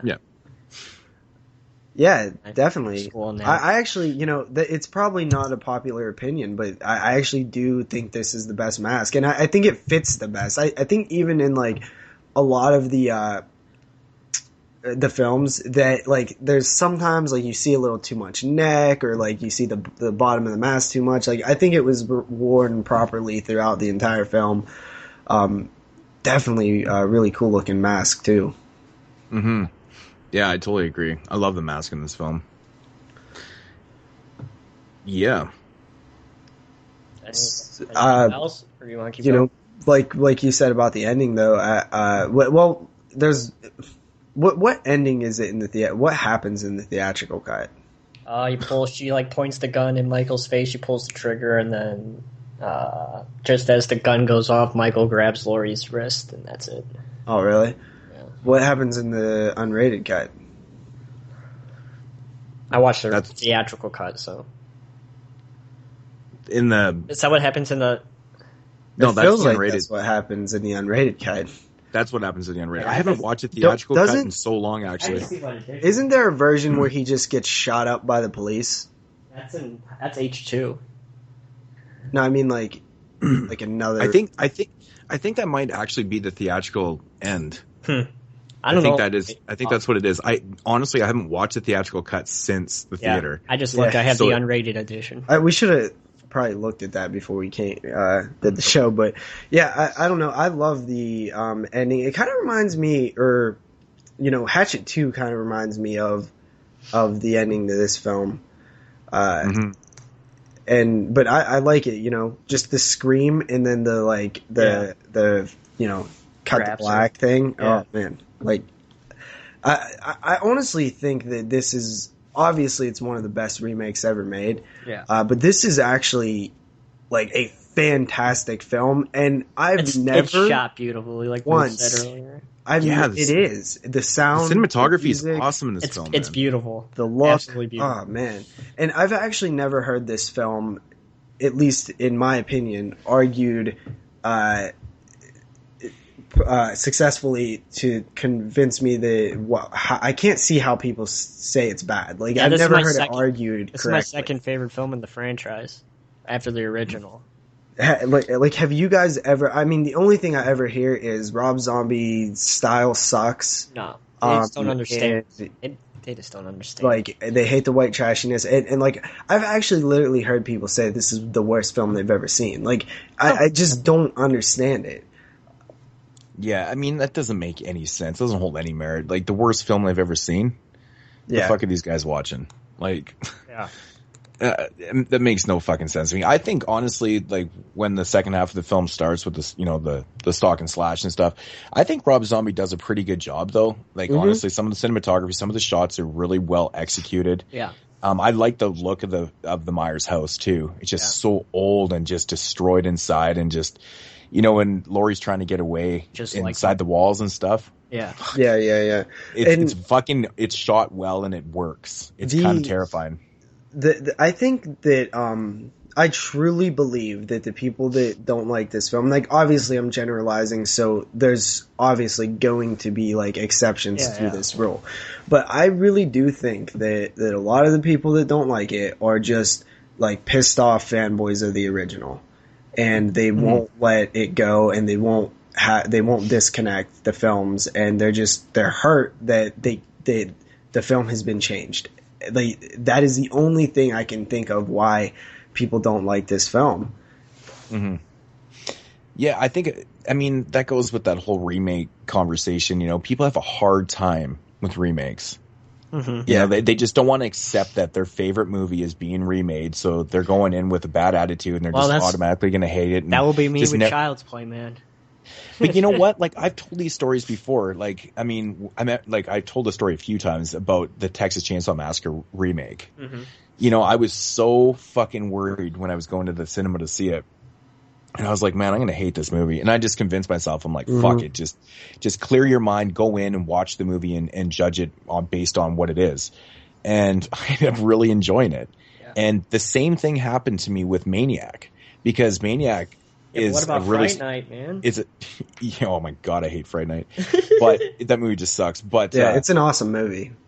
But with Maniac, I mean, not only were they remaking my favorite slasher film of all time, it's like my third favorite movie of all time. But when I found out like the cast for the film, I was like, this can't be life. And I really was like kind of distraught and didn't want to give it a fair chance. Yeah. And then I started hearing some reviews, and I'm like, wow, like this is, It's like and it wasn't really Dreaded Sundown. And didn't you even expect to be more disappointed when you started hearing the good reviews? Because you're like, I'm definitely going to be let down now because now I'm going to actually think it's good. Totally. And then, and then I fucking get this film, give it a shot, and I was like, holy fuck. Yeah. It was actually a really good remake. I mean, I still prefer the original film, but that's just me. And but I thought the remake was really enjoyable and everything kind of worked. And it was our number one film last year. Yeah. And, and that's the thing. And that's the thing. It's like the whole point of the conversation is that people just need to let go and just kind of disconnect themselves from their favorite films for a little bit, accept the remake and just take it for what it is. Saying that Halloween remake by Rob Zombie is a complete shit film and fucking blah blah blah. I mean, if you want to say that it's pointless to remake, fine, whatever. Well, I agree. To me, I do agree that remakes are most of the time pointless. That's why every time when we do the news and I say this film's getting remade or this film's getting remade, we instantly kind of sigh and are like, again, like another one. I think there's an exception to the rule, though. I think with films like Halloween and Maniac and stuff, remaking these movies it is kind of pointless. I mean, I understand why they're remaking them to make money and stuff, but they don't need remakes because they're not bad films. From an artistic point of view, it's pointless. Yes, exactly. I mean, there's no need to remake these films. Like, there's tons of pointless remakes out there, but the argument that you can make with the whole remake thing is if you're remaking a film that actually needs to be remade. Yeah. You know what I'm saying? Like a movie that's bad or like not that great. I think The Town That Started Dreaded Sundown is a pretty prime example. From what I've been hearing, the movie's pretty damn good. Yeah, I heard it's awesome. For myself, I don't mind the original film, but every time I watch it, I like it a little less. I think the tone of the film is a little off and there's weird things going on. I don't dislike the original film, but I think that remake is pretty valid. Here's an example of a film. Take something like Deadly Blessing. They had a cool idea, right? Like this cult and stuff, and remake that and make it less weird and stupid. Mm-hmm. Yeah, totally. But also, I want to touch on that a little bit more about the whole remake thing. The reason people get bent out of shape about it is because it's very personal. You have this film that you grew up watching and you love it. It feels like it's yours. And when somebody takes something that's yours and does something with it, but it's not my favorite. You get a little mad about it, right? I mean, you feel like that they're betraying you or they're betraying the original. And I'll admit, sometimes I go in with this undisconnected feelings where I'm like, man, like, why would they do this to the original and stuff? But over the years, I've learned to completely kind of disconnect the original from, I'll still compare them and stuff afterwards, but by no means do I feel like a remake can hurt the original film. Yeah. And, if people truly watch them without these preconceived opinions, then I feel like people would enjoy them more. And Rob Zombie's Halloween is one of those films where I just wish people would give it a chance. Give it a chance. Yeah. The people who don't like it, give it a chance and forget the feelings you have towards remakes and towards Rob Zombie. Because it's fucking awesome. Now, I know that there is going to be people who are never going to like it because they for whatever reason they can't stand to look at the white trashiness of this film. But I think those might be similar people to the ones who want to pretend like those type of people don't really exist in the real world. Yeah. Mm-hmm. Mm-hmm. So basically what it comes down to is just you got to disconnect yourself once in a while and just give these things chances. But, it's just kind of, it's really sad because, and it surprises me to some people too, they got very similar tastes in films and stuff and they just like Rob Zombie's film, and I don't know if it has a lot to do with the film itself or it's the fact that they're just not Rob Zombie fans in general. Yeah. So I think you need to get There's over that. There's a lot of people who hate that style. Yeah, exactly. So they're just like, fuck that. This movie sucks. So, But, it is what it is, right? I mean, you can't... Everyone's not going to be pleased, and the whole remake thing is very touchy with a lot of people, so... And guaranteed I offended a few people who hate this film in this one. I'm going to offend a lot of people when I get my rating. So, yeah, I mean, I apologize if I offended you. I didn't try to do that. I just think some people are not being fair to this film. Yeah, I mean, hearing things like, it's fucking the worst movie ever made I mean, come on. I mean, I don't even know how those people saying that can take that serious. Yeah. It's not cool. But, I mean, I think this movie, even for the length of the film, the unrated cut, which runs 121 minutes, still is very, I don't know how to, it's paced perfectly in my opinion. I find that this movie doesn't seem to get boring or doesn't drag at all, but maybe it's also due to the fact that the movie does feel like kind of two separate films. That it blends helps. so well. It blends so well for a 2-hour film. It holds your attention the whole time, and I think the overall product is, Rob Zombie's vision. I think it's good. I think it's really good. Yeah. So the only thing they should have cut was the rape scene. Yeah. Mm-hmm. So ratings, maybe? You guys ready? Oh, I am definitely ready. Okay, go ahead, Jeremy. Like I said, I fucking love this film. Like I said, it's my second favorite behind the original film. I think Rob Zombie is a genius. I have spoke before about my opinion towards House of a Thousand Corpse and how I think it's a modern day masterpiece. So I'm not going to get into that. I'm not even going to say it again. But it's not. All right, JP. That's why it's called. That's why it's called an opinion. People have masterpieces, on a personal level, man. Yeah, Come on, yeah. JP. Yeah, it's JP. still not. All right, I love that film. And I know I'll hold by it. But the way Rob Zombie shot this film, like we talked about, is brilliant. Everything is brilliant about this film. I love it. I'm actually giving this one a 9 out of 10. Okay. Yep. You want me to go next?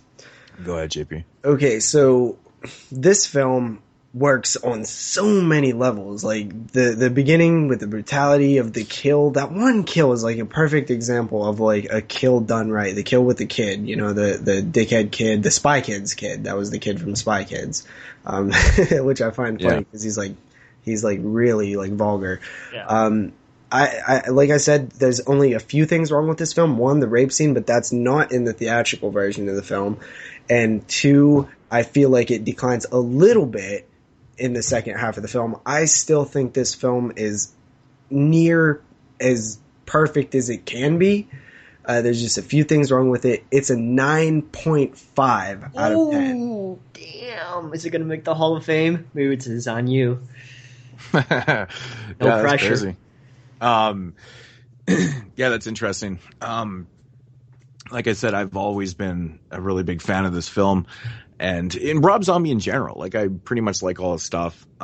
But this one right here, I just love the fact that he didn't, just basically do a generic remake. Exactly. Yeah. He did something. Different. He tried something, and it worked. And I respect that 100%. I think honestly, one of the coolest things though, besides like the first hour of the film, is the good cinematography in the second half. Like with some of the shots of Michael Myers, like I think we kind of undervalued that, but it's very strong. Yeah. It is very strong. There's a lot of really good shots, and I don't think he's getting enough credit for that. He doesn't in any film, right? Because if we've talked about Lords of Salem in length, right? And, Devil's Rejects and House of a Thousand, like all of these films have incredible cinematography. Like he does not get enough props for his like artistic vision. Yeah. I mean, to be honest, man, and fair, even Halloween 2 has good cinematography. Oh, yeah. Even though the film itself, but yeah. But like with that said, he does really put a lot of effort into visual, and I really like that, and he creates really good, like some of the atmosphere in the second half of the film is fucking awesome. Really well done. I do agree that the rape scene does not need to be there, but you did stress that it's theatrical. It's not in the theatrical, which is cool and stuff. This is actually one of my favorite remakes of all time, and I never get sick of this movie. It's 2 hours, and I've seen it like 4 times already. Yeah, I've seen it. I don't even know how many times. I think this is the third or fourth time this year I've watched it, actually. Damn. I've seen this film close to probably 15 times. Yeah, and I can't really say anything bad about it. There's so many things I love about it. Like I said, one of my favorite scenes in this film is when Mikey's sitting at the table, bored, and just gets up from eating his candy corn, and then goes and does this carnage. I fucking love the way Rob Zombie executed. That's perfect. I'm also going to give this one a 9.5 out of 10. So, what's that score? I think that still misses the whole thing. Yeah, misses it. Wait, no. 1.5. No, that's 28. 28. Isn't that the Hall of Fame, right? Yeah. So it makes it? It does. Yep. Hall of Fame candidate number 3, I believe, for entry. 4.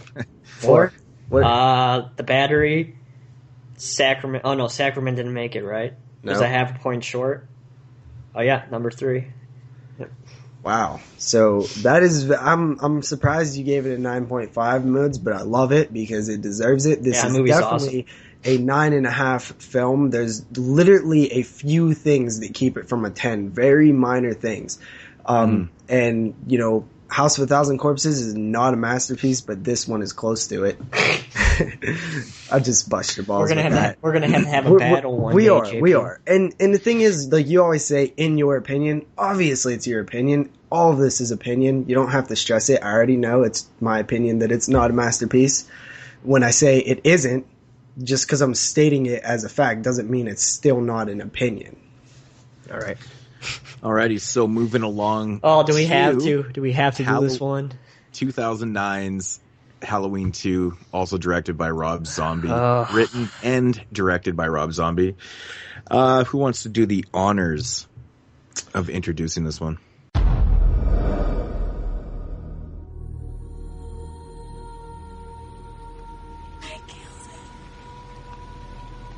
I killed him. Who'd you kill, sweetie? Who'd you kill?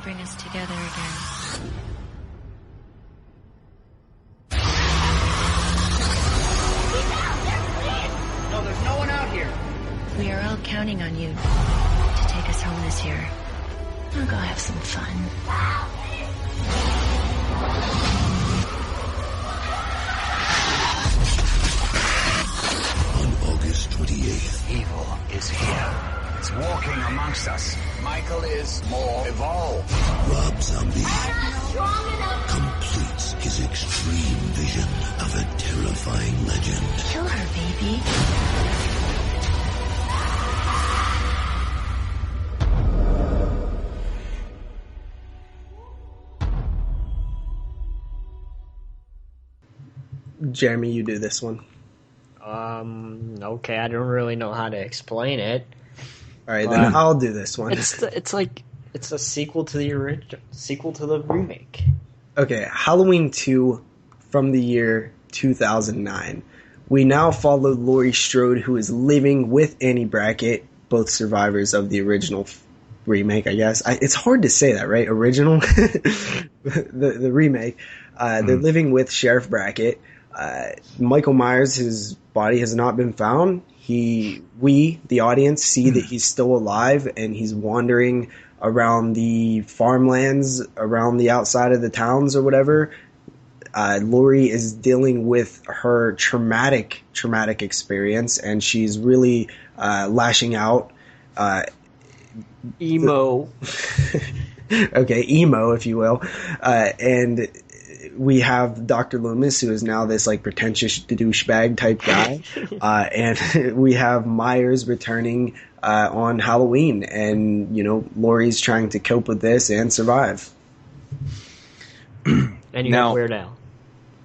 Now, one of the most disappointing things to this film, White Horse, is so it's so disappointing. It's so disappointing, and it is the opening. The first 25 minutes of this movie are pretty fucking awesome.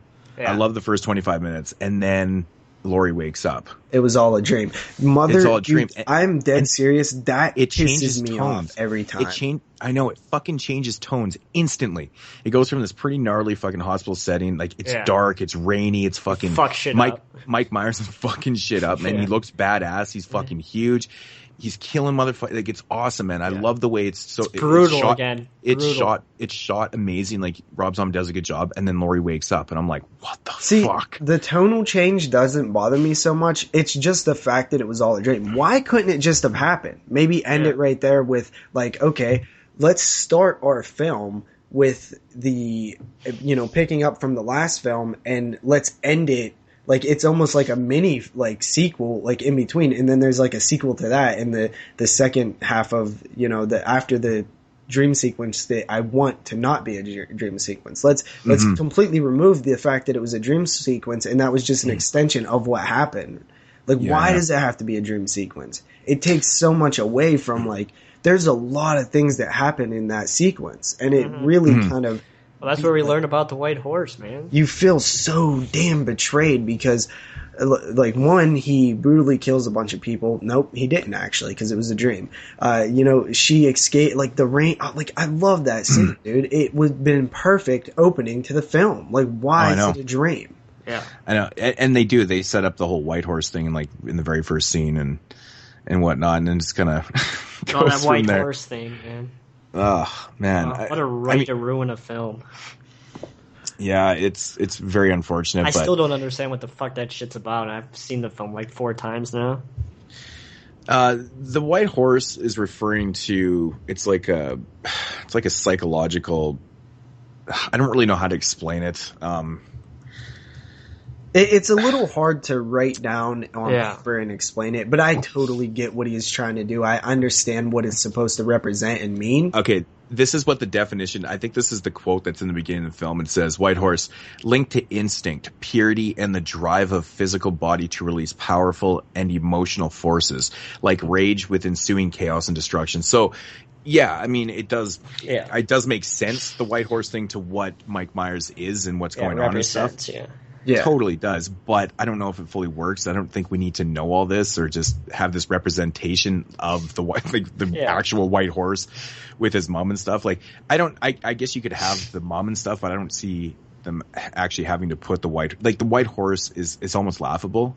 It's kind of ridiculous, but in my opinion, but yeah, I think that if they had just described exactly what they were doing with more like, with dialogue and stuff, instead of having to show you physically that, them showing up and talking to Mike, and I don't know, man, it takes you out of scenes though. Yeah, it really does. And I think that, I almost feel like, I feel a few different things here. One, I feel like this is an idea that Mr. Rob Zombie had that should have ended after he realized, like, nah, it's not going to work. Like, it feels like this is the first draft idea that you would get, and you would like, maybe if I took this story here, but then you would realize it doesn't work. And it just feels like, I don't know, when was it, this film was made, what, a year later? Maybe there wasn't enough time to really, 2009. Yeah, 2 years later. So it was probably shooting, like, a year later, right? Mm-hmm. So I know a lot of people's argument was that, he only wrote this whole fucking White Horse thing just to put his wife back into the film and stuff. I mean, that's probably a good argument, though, right? Yeah, I mean, she has to be in everything. Any argument, it's that scene, it's those scenes, man. Because because they really do feel like they're like just not supposed to be there. But no, I mean, like I feel like he probably should have maybe spent some more time with these ideas, because they do seem like you might naturally come up with some of this stuff, but eventually you would think that it's not going to work. And two, I think maybe he was influenced by the weirdness of some of the 70s films where they don't explain things, and maybe he was trying to mimic that style a bit. Well, that's a good point, because there's a lot of witch films and very odd black magic type shit from the 70s, and I think maybe that's where he got some of the creative juices from. We know that Rob Zombie is very aware of these films, right? I mean, he's very influenced by this stuff, so I think it makes total sense that he might have was trying to do that type of stuff. But the problem is that it's in this modern film that started out as something different. It's a sequel. Now if this wasn't, let's replace Michael Myers with somebody else, all right? And let's replace pretend the first film didn't happen. We might be looking at this film completely different, right? We might be like, wow, like that, because the reason that this doesn't work is because it's in a Michael Myers film, but it might have worked in something else. But the fact is, this is a Michael Myers film, so it doesn't work. Yeah. But I tell you, man, like, talk about basically, ruining a lot of the images that are in this film. Like, again, we were talking about the cinematography, and there's a lot of really cool shots in this film too. And like, I swear, like, man, this film just feels so brutal at times. Like, Mike Myers, like, now the mask is fucked up. He's like Hobo Michael, Yeah. He's got and this people massive have a fucking huge beard. problem with that. I have a problem with the ending when you see his face, but yeah, I don't have a big problem with the hobo. I think because it's kind of relevant to it though, because like he's wandering around. He's basically escaped this, and which that makes 100% sense. Yeah, exactly. And I actually like that scene though too, when he escapes the ambulance. Yeah, that's kind of like his version of the cop car accident from Halloween 2. That's the way I picture, right? Because that scene is so fucking. But like, this scene just comes out of nowhere. These guys are bullshit, and the one dude's being a fucking pervert, talking about fucking dead bodies and stuff. Yeah. And all of a sudden, he's like, "Cow, cow," and they fucking smoke this cow. It's kind of like the same. It's kind of like his version of it, kind of deal. But I mean, I understand it though. Like, he's in the middle of nowhere. He's like, really, like, where the fuck is he? He's wandering around. So the whole hobo thing doesn't make sense. But there was some issues that I had with it though, because they go into the Mike Myers character, they take it into an area where it doesn't really make a whole lot of sense.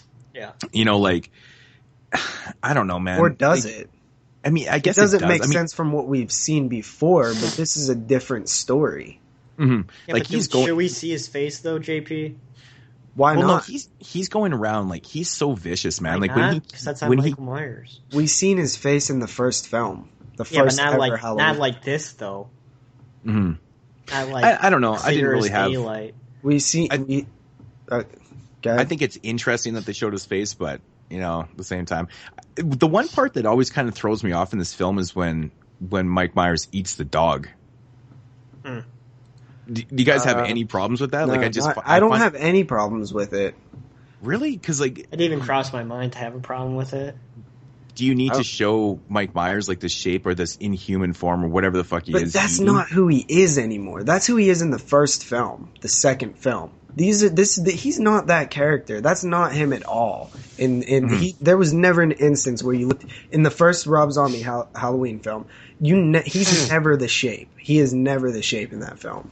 Yeah. So it's not uncharacteristic of this Michael Myers to me. Can we just go back to the opening scene one more time? Because to me, like, even the dream sequence thing, there's a huge problem with that. Another problem that I realized is you almost even discredit all the filmmaking in it, because that scene's awesome, and you're just like, well, it doesn't matter because it was a dream. Like, you actually discredit like that whole entire scene. You like pretend it doesn't even exist, and then that's bad decision making, Mr. Robert. Robert Zombie. Mm-hmm. Ugh. Yeah. So where was you? Talked about the face.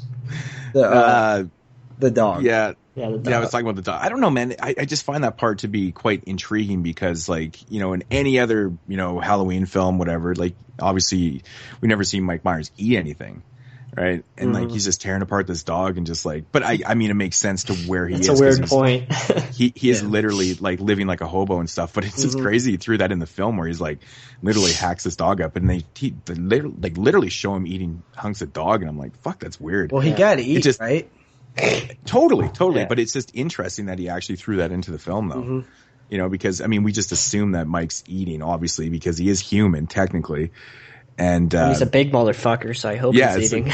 So you know he's eating because he's still living and breathing. So, but to show him eating a dog, I just thought it was an interesting kind of thing that no one really ever talks about. So, yeah, and you know, also let's talk a bit more about characteristics of characters, and Laurie Strode, who is now emo, a complete fucking head case. Yeah, like.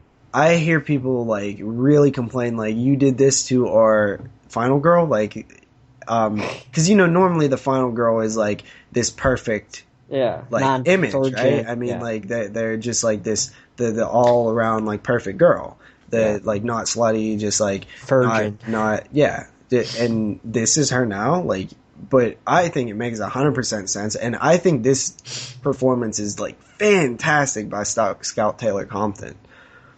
Yeah, she's pretty on edge in this film, man. Yeah.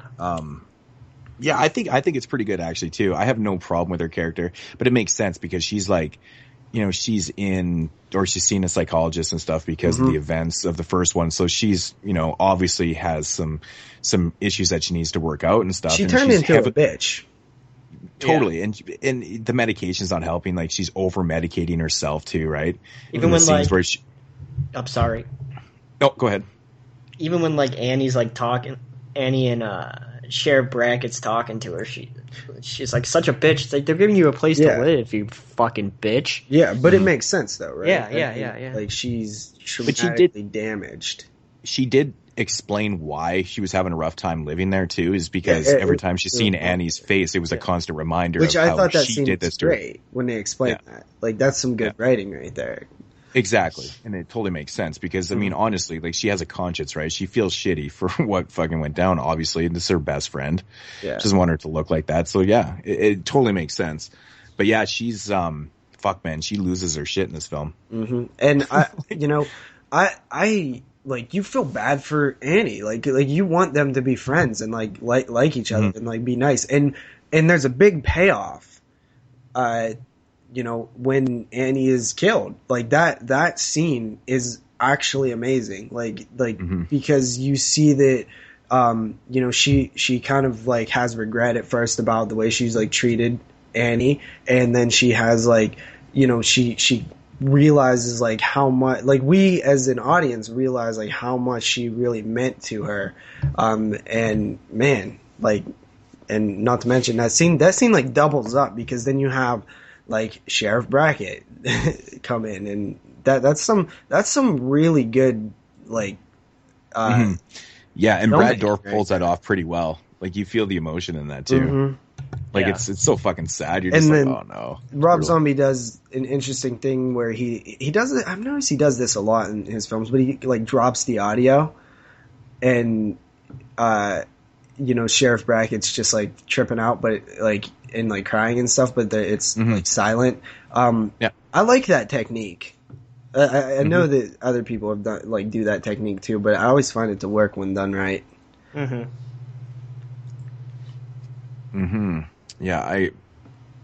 I've always enjoyed that though. I mean, I think it works. It adds to the emotion of it, in my opinion. Yeah, definitely. So what else do you guys? Well, overall, this movie, like I said, like it's got really good cinematography. One thing it's really lacking though, it doesn't have any Halloween feel to it at all. I don't. Well, when they're at the party, it's pretty Halloween. Yeah, but like, I don't agree. I find that it has some Halloween feel. It's not as. What about when they're at the party? Like the first like hour and 20 minutes of this film does not feel like any Halloween. Of course, the party scene obviously will have a little bit of feel to it because it's a fucking Halloween party. But like leading up to it, and even after it, it's just like I thought it like when they're like in the town and stuff, and like I don't know, like I never really I don't think it has any feel to it. It's got this movie has like a totally different tone to me. It's weird. And like the guy wearing the Frankenstein mask at the Rabbit in Red and stuff. I don't know. I didn't really have. I never really noticed that it didn't feel like Halloween. Yeah, I definitely did. I mean, that's what I'm looking for in these type of movies, right? You know, have some type. I mean, they're taking place on that day, right? So let's have some Halloween tone to it. So I don't know. How brutal was that dream sequence where Annie was getting like sewed up and stuff, man? Yeah, man. But you know what? It was all a fucking dream, so it doesn't matter. Yeah. It's true. It's true. Man, I gotta say though, fucking Loomis's character in this film, he is such a fucking dick. Yeah. Like they changed the character so much, like even from the first movie, but like this one, he's just like on this fucking book tour that's not going well at all. Yeah. He's like you said, he's super pretentious, and he's just especially in the scene where he tells his assistant to like get him a certain type of tea. Yeah. Like I was like, fuck, dude, you're such a fucking dork. Yeah. Fucking idiot, man. I'm like, oh god, but you just really do not like Loomis that much in this film at all. He's just so unlikable, man. Yeah. He's such a dick.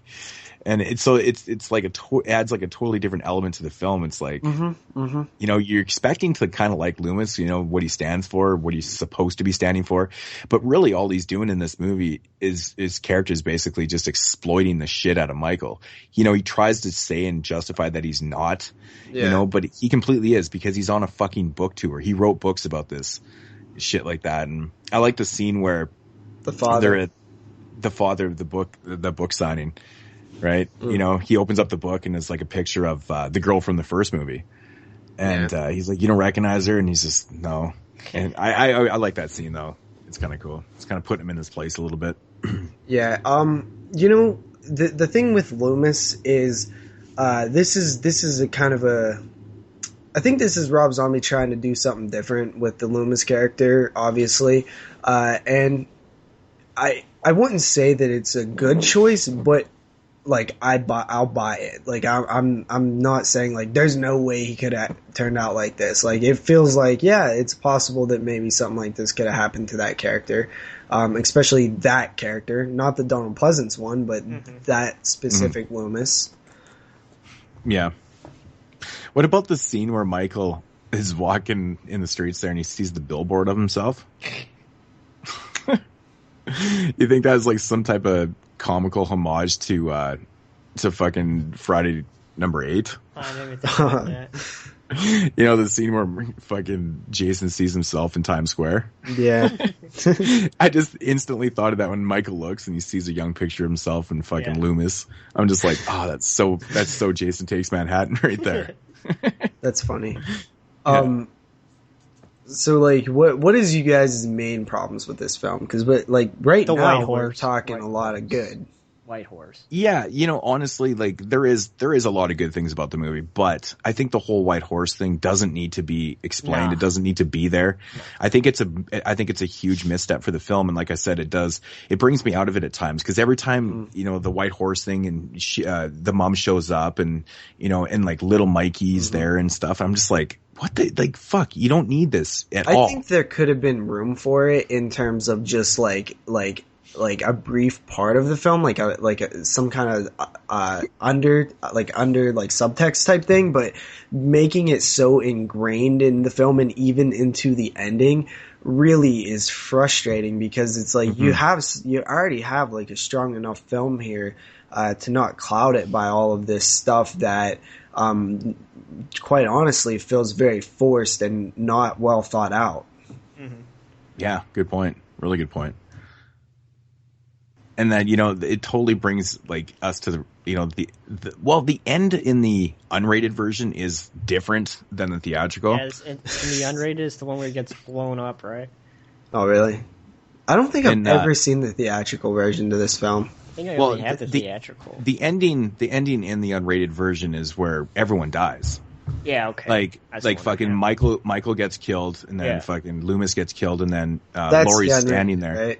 Right? Yeah, and then Laurie's standing there, and then the cops open fire on her, and essentially everybody dies.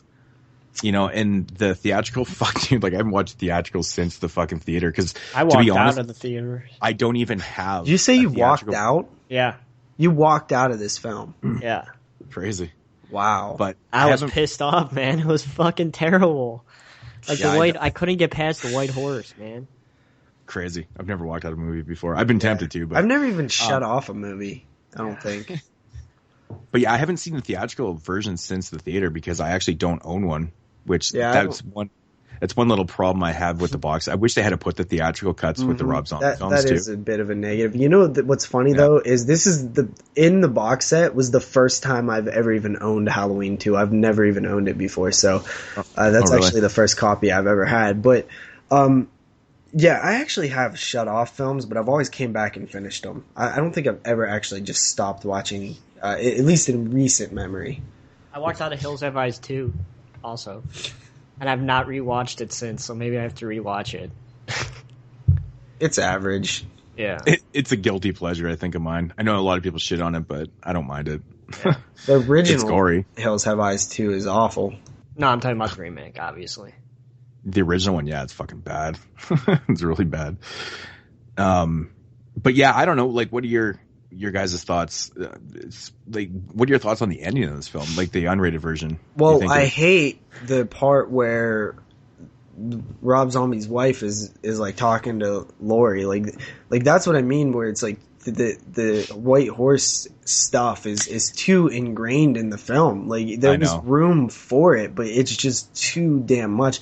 And overall, it really does hurt the film. But I also think people are too hard on this film because there's a good film here. It's just clouded by some nonsense. But yeah, I don't know, man. I like the ending in terms of everybody dying. I don't have a problem with Michael talking. I don't have a problem with Michael, taking his mask off or anything. I have a problem with that scene where Laurie is talking to, like, God damn it, man. I know. I know it's so frustrating. I'm very with you on that, man. I'm just her talking to. It's fucking laughable, man. It's not cool at all. Like it totally fucking takes me out of everything that I'm seeing. Mm-hmm. You know, like you said, there is a good film here, like a decent film, and fuck, just get rid of some of that shit with the white horse and stuff. And the thing is all but the ending, you can literally cut those scenes out and the film wouldn't probably be affected. Like they feel so out of place sometimes because they are literally like their own scenes. Like they're not even, it's so fucking bizarre. I don't really understand it. Rob Zombie, this is like your big blemish on your career, man. Like you made poor decisions in this film. Mm-hmm. Yeah, I agree, man. It's definitely the bastard black child. Sheep.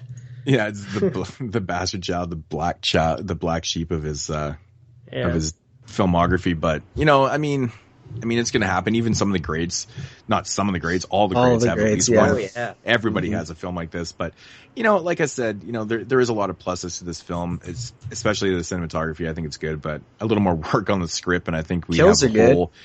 The kills are fucking vicious, man. Dude, when he kills that dude outside the back of the strip club, when he stomps on his face. Yeah. Oh, yeah, dude. Yeah. Oh, and you know what else? Man. Like, this is tired, been walking the fucking woods for a year, Mike Myers. This is like pissed off Mike Myers, which is, accurate to what his character would probably be like after being like just wandering around for so long.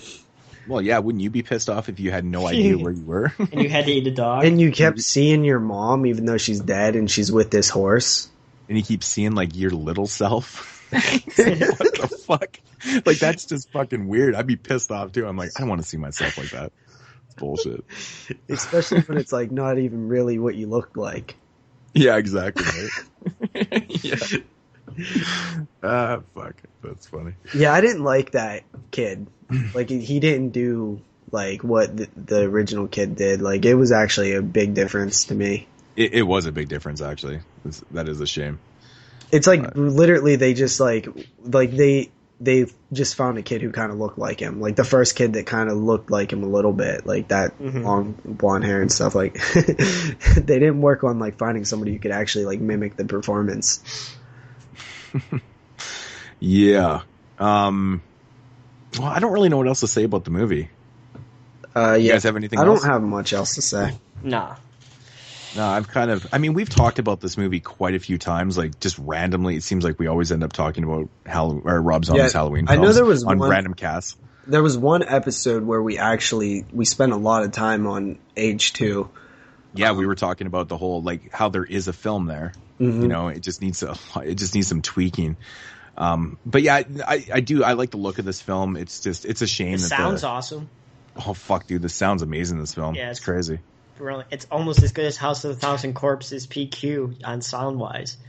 It's fucking awesome. Speaking of PQ, you said did you have an issue with the transfer? Yeah, I thought it looked kind of bad. Oh, really? It was like really grainy looking. I don't know. No, that's like the natural grain to it. Yeah. Like there's scenes, man, they're like fucking, they look pretty damn good. But yeah, I've never seen this film besides on a like stream website. That's the only other time I've seen Halloween 2. No, that's pretty much what the transfer is going to look like. I think it looks pretty good. But yeah, at least it's got that natural grain, you know. Yeah. Kind of adds to it, but I don't know. H2 ratings. Jeremy, you go first. All right. 4 out of 10. Okay. I don't even like to talk about this movie because, like, as you heard, I walked out of it. So. All right. So Halloween 2, there's absolutely problems with it, all of which we mentioned. But I'm gonna be honest, and I'm gonna say people give this film way worse of a rap than it deserves because there is some very strong moments, like actually very, very good moments in this film. There's just one glaring problem. It's a big problem, but you still can't, discredit all of the good things that this film does, which really do outweigh the bad. I give it, and this film definitely is a 7 out of 10. What? Holy shit, dude. That fucking surprised the shit out of me. 7 out of 10? Dude, crazy. What is the only thing that we said? We talked, this whole review has been more positive than negative. Mm-hmm. Mm-hmm. Yeah, because okay. So I didn't really want to, completely dwell on the whole White Horse thing because I know we've talked about this over and over and over again. But for me, it is a major blemish on the film, but there is a lot of good things going on in this film. And yeah, I think there is a lot, like you said, there's more positives to negatives, in my opinion. But I think the one negative with the White Horse is a big negative, right? So it does bring it down quite a bit for me. There's, the other major disappointing thing, obviously, is the dream sequence, which is so heartbreaking. Oh, I forgot. It's so heartbreaking. That is a big one. That might actually lower the rating. I always just completely act like that doesn't exist because it's so pointless. But you're absolutely right. It's a big part of the film. Yeah. It does bring it down for me a little bit, and obviously the White Horse and stuff. But overall, good performances, good cinematography, vicious kills. I don't know. I'm going to give it a 5.5 out of 10. So 5.5. Huh. And you guys are brutal, man. The cinematography alone. But like I said though, man, you take out, you alter that fucking White Horse stuff. A lot of that stuff is really silly and goofy. How many points does that White Horse take off? It's like a couple. Without the White Horse, what do you think this film would be rated? 6. Without I'd probably give it a 7. 7? Yeah. Oh man. I mean, it's a major problem for me. Yeah, me too. Right? Yeah, it's a big problem, but it's not like it doesn't have any value at all. It's an interesting idea that I'm not just saying because it doesn't have any value. I think it's just overused in the film a little bit, and the main problem with it is it doesn't fit in a Halloween film, and it doesn't fit in the film that you set up in the previous film. In some of the scenes that they even use it too, like you said, more specifically the end scene where, you know, the mom is talking to Laurie. It's like, the fuck, ridiculous. So, but I mean, I will say this time watching the film has been I've liked it the most this time that I've watched it. I've usually liked it less. I believe the last rating I gave on it was a 6 in my last review I did of it in a year or 2 years ago on my channel. Interesting. And a lot of my ratings actually have changed on these films this time watching. Most of them have went down. I believe this might be the only one that's went up. Maybe the remake I gave a 9 last time. Cool. So yeah, you know, so like overall, basically from Halloween like 6 through part 2. Yeah. I mean, the only one that I really highly recommend is H1. Is the Halloween remake. Yeah. So I recommend H2, I recommend H2O, and I recommend the remake. Dude, this film is not as bad as you guys are making it out to be. Dude, all we talked about was the positives. I'm just saying those are major blemishes for myself, right? Yeah. I have to rate it like how I like it, right? So yeah, I rate it a little bit of a mix, how I like it and what it actually is. Yeah, so that is going to do it for the entire Halloween franchise. And I gotta say though, I'm a little excited. Yeah. that I, you know, I mean, it just seems like I've watched way too much Halloween films lately. Yeah. So, but guess what? Next week on Body Bags, Halloween week. You know. Yeah, exactly right. But yeah, you know, I had a lot of fun doing this though. I thought we had some pretty interesting conversations and views and different points brought up and stuff. So I hope everybody out there listening had a good time with this. And what the fuck is that? That was just my laptop. That's awesome. But yeah, you guys have any last words? I don't know. How would you rank them? We probably should have planned this out beforehand. But Jeremy kept talking about his ranking. Yeah. So I was curious, like, would you guys be able to rank them really quickly, or? Yeah, I could go first if you want. Original Halloween, Rob Zombie's Halloween, Halloween 3, Halloween 2, Halloween 4, Halloween H2O, Halloween 6, Halloween 5, and Halloween Shit Erection on the bottom. Shit Erection, yeah. Yeah. Actually, mine's very similar to that. So I guess it would be the original Halloween. I'm trying to think of my ratings. I always do that, man. I have like things that are rated higher, my ratings like ranked lower and stuff. My ratings actually are not, accurate to the order that I placed them in, because my rating is what I think the film is, and my order is like personal bias, like which one do I like more. Yeah. You factor about Halloween 2, Rob to that and stuff like that. You know what I mean? Rob Zombie Halloween 2 is above Shit Erection, of course. I forgot that one. So second to last. Mm-hmm. Yeah. Halloween, Halloween 2, Halloween remake, Halloween 3, Halloween 4. I'm like totally losing where I am here. Halloween 4. And then we got, I'd probably say H2O. Okay. H2O, then Halloween 6. No, H2, then Halloween 6, and then Shit Erection. Where did 5? Halloween 2 and 5. Yeah. You forgot Halloween 2 and 5. Yeah, I guess you're just skipping Halloween 2 and 5.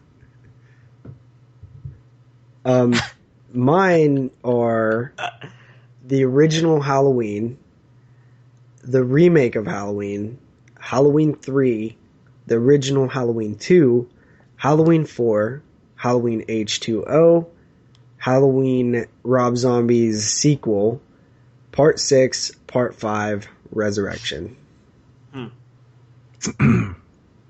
Yeah. So, those are my... I'm trying to think if I even had Part 5 in mind. No, you skipped Part 5 and H2. No, I had H2 in there. I think I cut out. Yeah, you did. Yeah, probably. Yes. So, I actually, kind of surprised myself with the rankings because I have H2 above Halloween 6, 5, and Resurrection, and I know 6 and 5 were above H2 in the last time I ranked these. Mm-hmm. Yeah. Yeah. Alrighty. That does it for our show, guys. So that does it for the Halloween franchise. Hope you guys enjoyed it. And Jeremy. All right. Hope everybody enjoyed this wonderful Halloween episode of the 22 Shots of Moodz and Horror podcast. This is, of course, episode number 29. As always, if you want to follow the man Moodz himself, you could do so at youtube.com/Moodz616 or click the subscribe button if you're watching this on his YouTube channel. If you want to follow JP, aka the man who hates Pee Wee Herman, you can follow him on his channel at youtube.com/DoubleshotJ. And as always, you can follow me on my channel at youtube.com/NASRuler22. And as always, you could listen to us on thedevilseyes.com. And as always, you can email us any questions that you have at 22shotsofmoodsandhorror@gmail.com. That's 22shotsofmoods, AND, @gmail.com. And as always, you can follow us on Twitter at 22shotspodcast. And if you have any questions, you could leave us a message on our voicemail at 724-426-6665. And as always, I hope everyone has a good Halloween. And as always, we shall talk to you guys next week with the 30th episode of the 22 Shots of Moodz and Horror, where we'll be talking about a hour's worth of what we watched. So I hope you guys enjoyed that because we all have a shit ton of stuff that we want to talk about. So until next week, once again, I hope everyone has a safe Halloween and you have enjoyed this Halloween franchise show. And we shall talk to you guys again next week. Everyone have a good rest of your week.